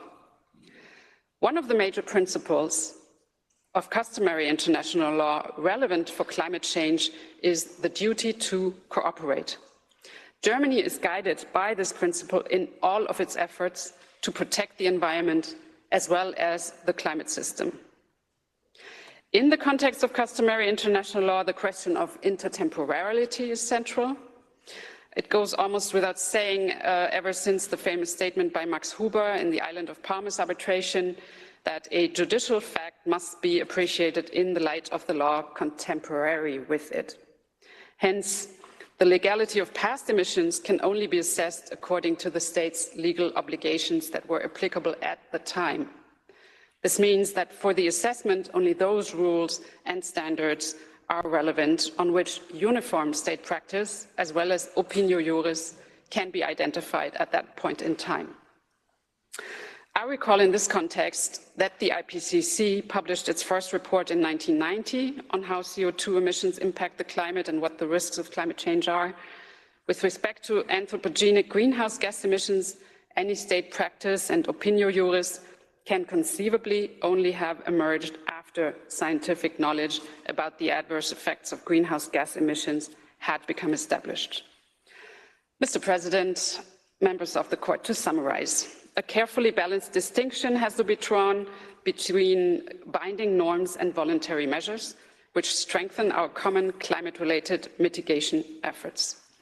Nationally determined contributions reflecting common but differentiated responsibilities and respective capabilities in the light of national circumstances allow a nuanced spectrum of commitments.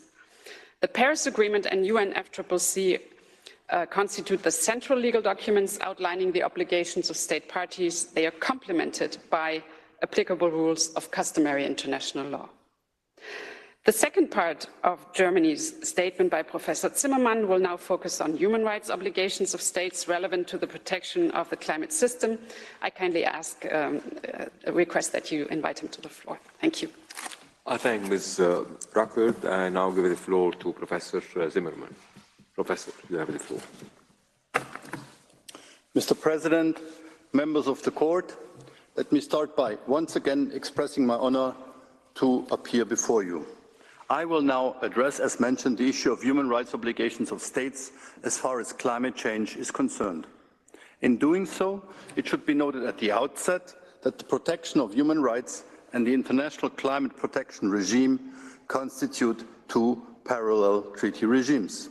However, human rights obligations related to climate change nevertheless do not exist in splendid isolation.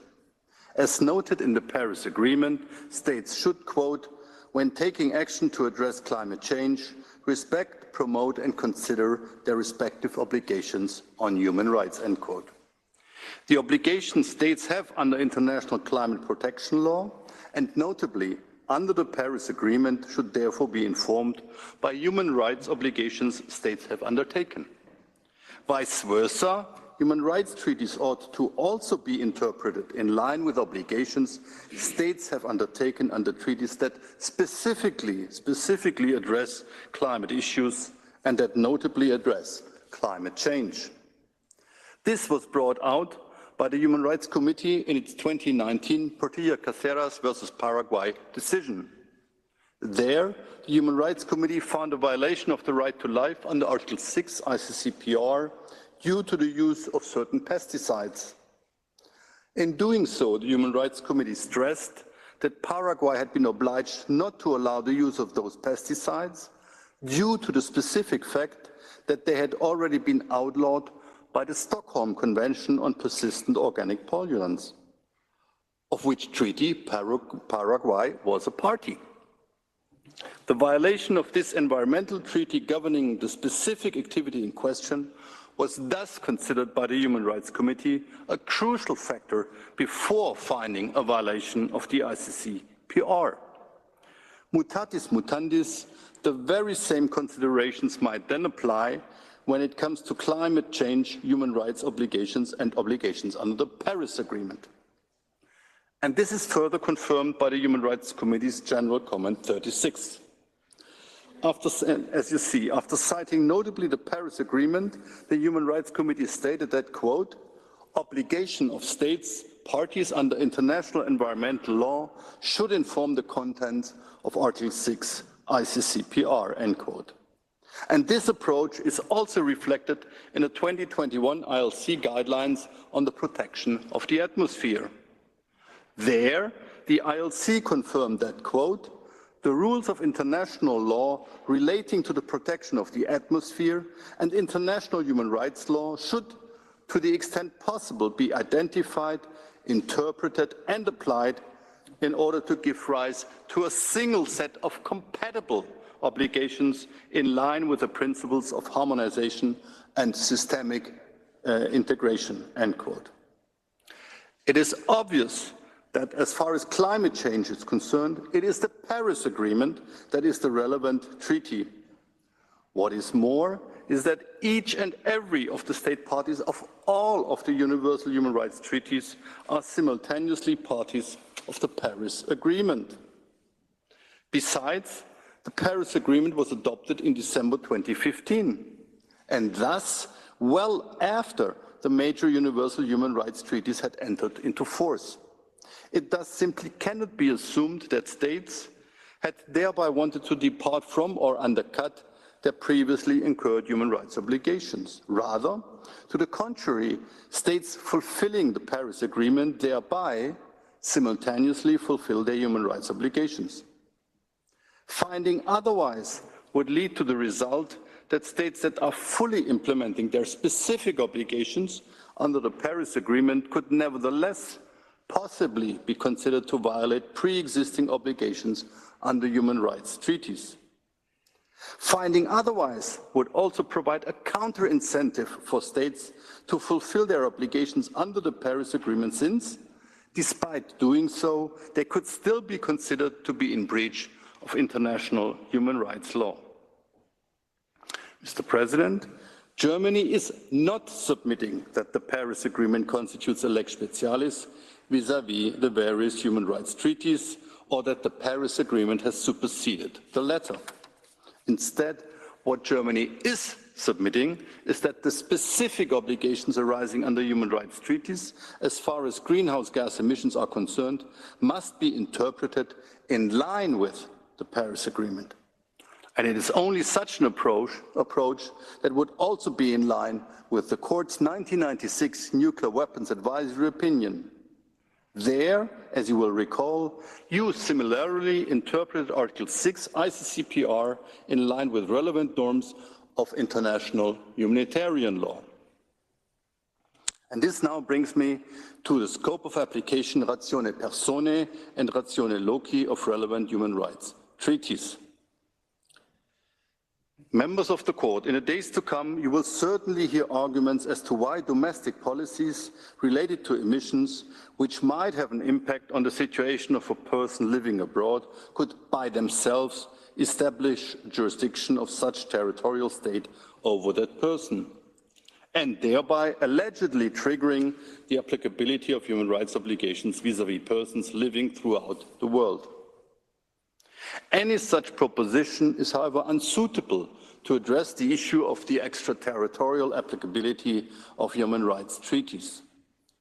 As the Court itself has stated, albeit in a somewhat different context, in one of its previous judgments, such proposition, quote, stretches too far, almost to breaking point, the connection which must exist between the conduct of a state's organs and its international responsibility, end quote. As the European Court of Human Rights, as well as the Inter-American Court of Human Rights, have both confirmed, the existence of jurisdiction constitutes an essential threshold criterion for the applicability of human rights obligations, which must be determined prior to any assessment of the existence or non-existence of substantive human rights obligations.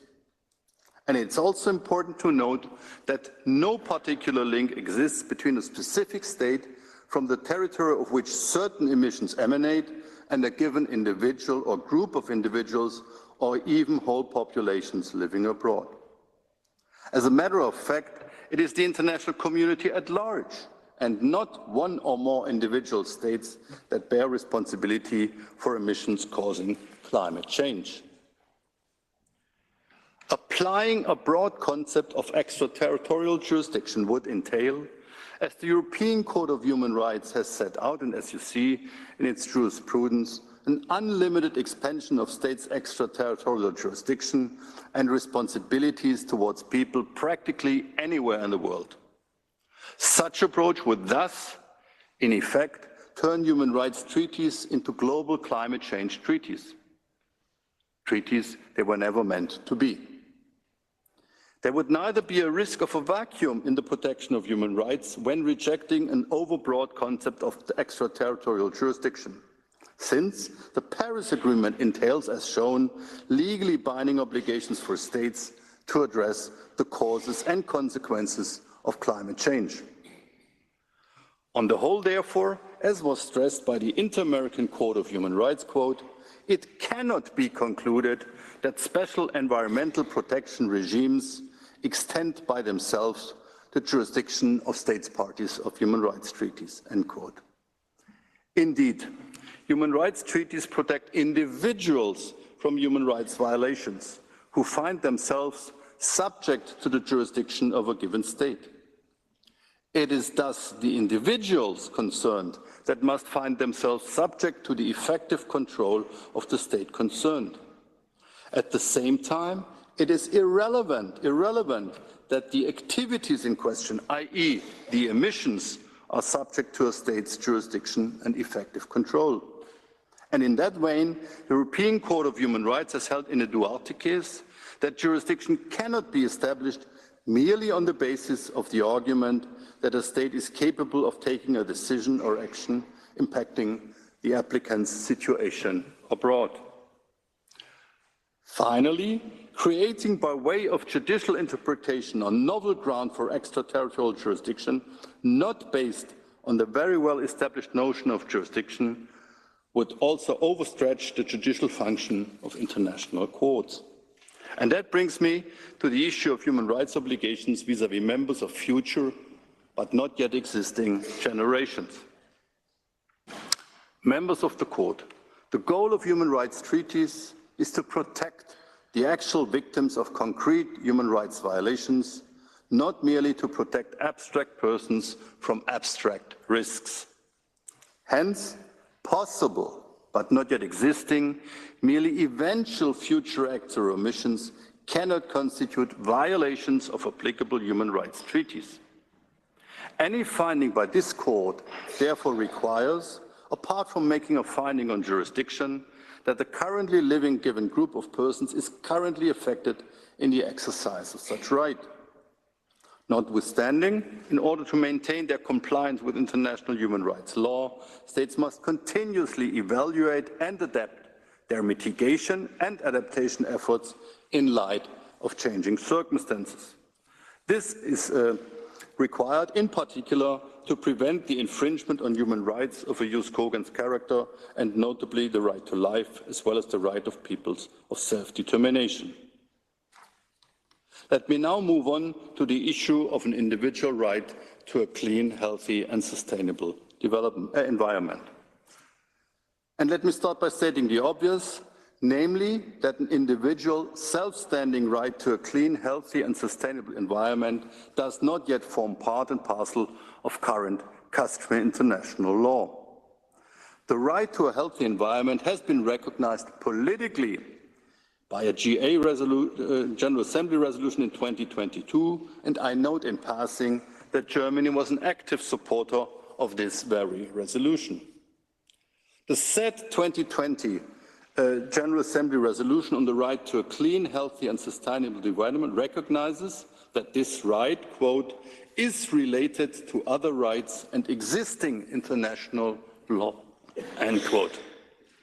Put otherwise, such right was perceived in this legally non-binding instrument as constituting a specific manifestation of other previously established human rights. The right was understood as deriving from and inherent in already existing international human rights obligations. What is more, and as you can also see, the resolution recognizes what I already had alluded to earlier, namely the need to interpret environment-related human rights obligations in line with general international environmental law. It affirmed, as you see, quote, that the promotion of the human right to a clean, healthy and sustainable environment requires the full implementation of multilateral environmental agreements, end quote. Members of the court, as the Human Rights Committee has stated in its General Comment 36, quote, environmental degradation, climate change and unsustainable development constitute some of the most pressing and serious threats to the right of life, end quote. The Human Rights Committee has so far, however, not yet found any violation of Article 6 of the ICCPR to have been caused by climate change. It was of the view that without robust national and international efforts, the effects of climate change may in the future expose individuals to a violation of their rights under Article 6 or 7 of the ICCPR or of other human rights treaties. There exists a need, however, to carefully assess any such possible future breaches of protected human rights individually and on a case-by-case basis, and provided anyhow that the persons concerned are indeed subject to the jurisdiction of the state party in question. Members of the court, when adopting its 2021 guidelines on the protection of the atmosphere, the ILC underlined that, quote, special consideration should be given to persons and groups particularly vulnerable to atmospheric pollution, end quote. Such groups are exposed to an increased risk of being particularly affected by the consequences of climate change, given that they are less able and often lack the necessary means and opportunities to protect themselves adequately against the hazards resulting from climate change. Subject to the issue of whether a certain person finds him or herself subject to the jurisdiction of a given state, of a treaty protecting women, children or people with disabilities, states parties of such treaties must take appropriate steps to specifically safeguard and to protect the rights of such groups. The same considerations apply mutatis mutandis as far as the rights of minorities and indigenous populations are concerned. Notably, indigenous peoples, given the habitats they are living in and depend on, rely particularly on a healthy environment. Accordingly, their rights under Article 27 may be affected if and to the extent their traditional activities are endangered by environmental degradation. Members of the court, that brings me to the end of Germany's presentation. This advisory opinion might indeed be one of, if not the most consequential opinion the court has ever been requested to render. Germany trusts that the court will provide the international community with its legal guidance based on international law as it has developed over time and taken international law as a whole. Thank you very much for your kind attention. I thank the representative of Germany for their presentation. This concludes this morning's sitting. The oral proceedings will resume this afternoon at 3 p.m. in order here Antigua and Barbuda, Saudi Arabia, Australia, the Bahamas, Bangladesh and Barbados on the question of submitting to the court. The sitting is closed.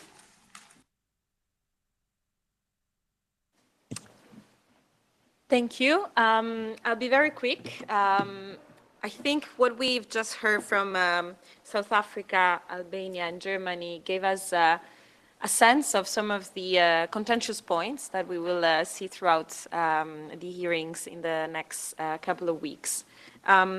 Definitely some points worth mentioning are around financial obligations and obligations of international cooperation. Albania and even Germany and South Africa, I think, are quite aligned in saying that this is part of customary law, and so states do have an obligation of international cooperation, especially with regard to financial means and technological transfer. What we hear in terms of this alignment of positions are about how the Paris Agreement, UNFCCC, and human rights law interact. Definitely strong arguments from Albania about the interconnectedness of all bodies of law, lack of primacy of any specific regime over the other. Germany, on the contrary, provides a more nuanced and cautious approach, establishing really the primacy of the Paris Agreement that should be informed by human rights law, but suggests different levels of obligations. And that also is connected to the question of extraterritorial obligations.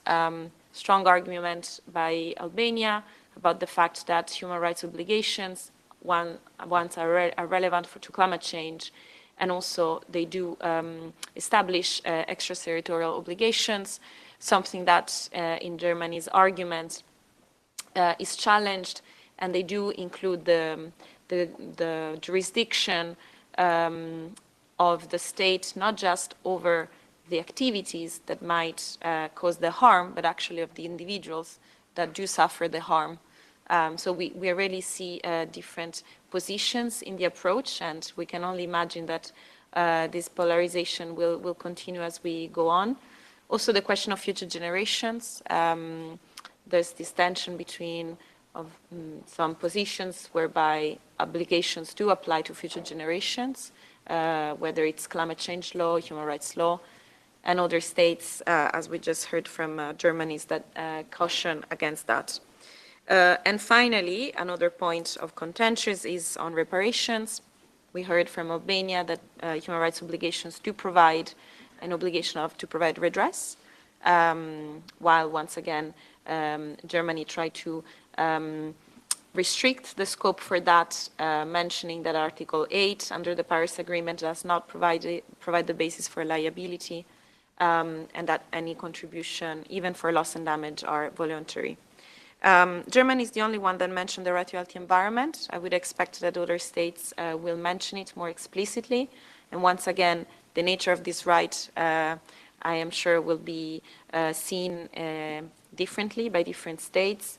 The question of whether it's a fully fledged right that has been recognized by the international community, as is the case, because we remind that the General Assembly and the Human Rights Council did recognize this right, and many courts are also including it as a binding obligation in their reasoning, and other states that still see it as a more political, as a right that has been politically recognized, but has not been established as part of customary law yet.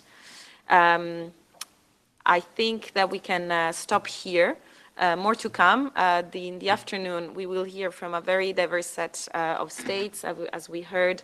Some small island states and Saudi Arabia are coming up, Australia as well. So that's, I think, gonna give us even a stronger sense of the different arguments and approaches with regard to many of these questions. We will stop now for 1 hour.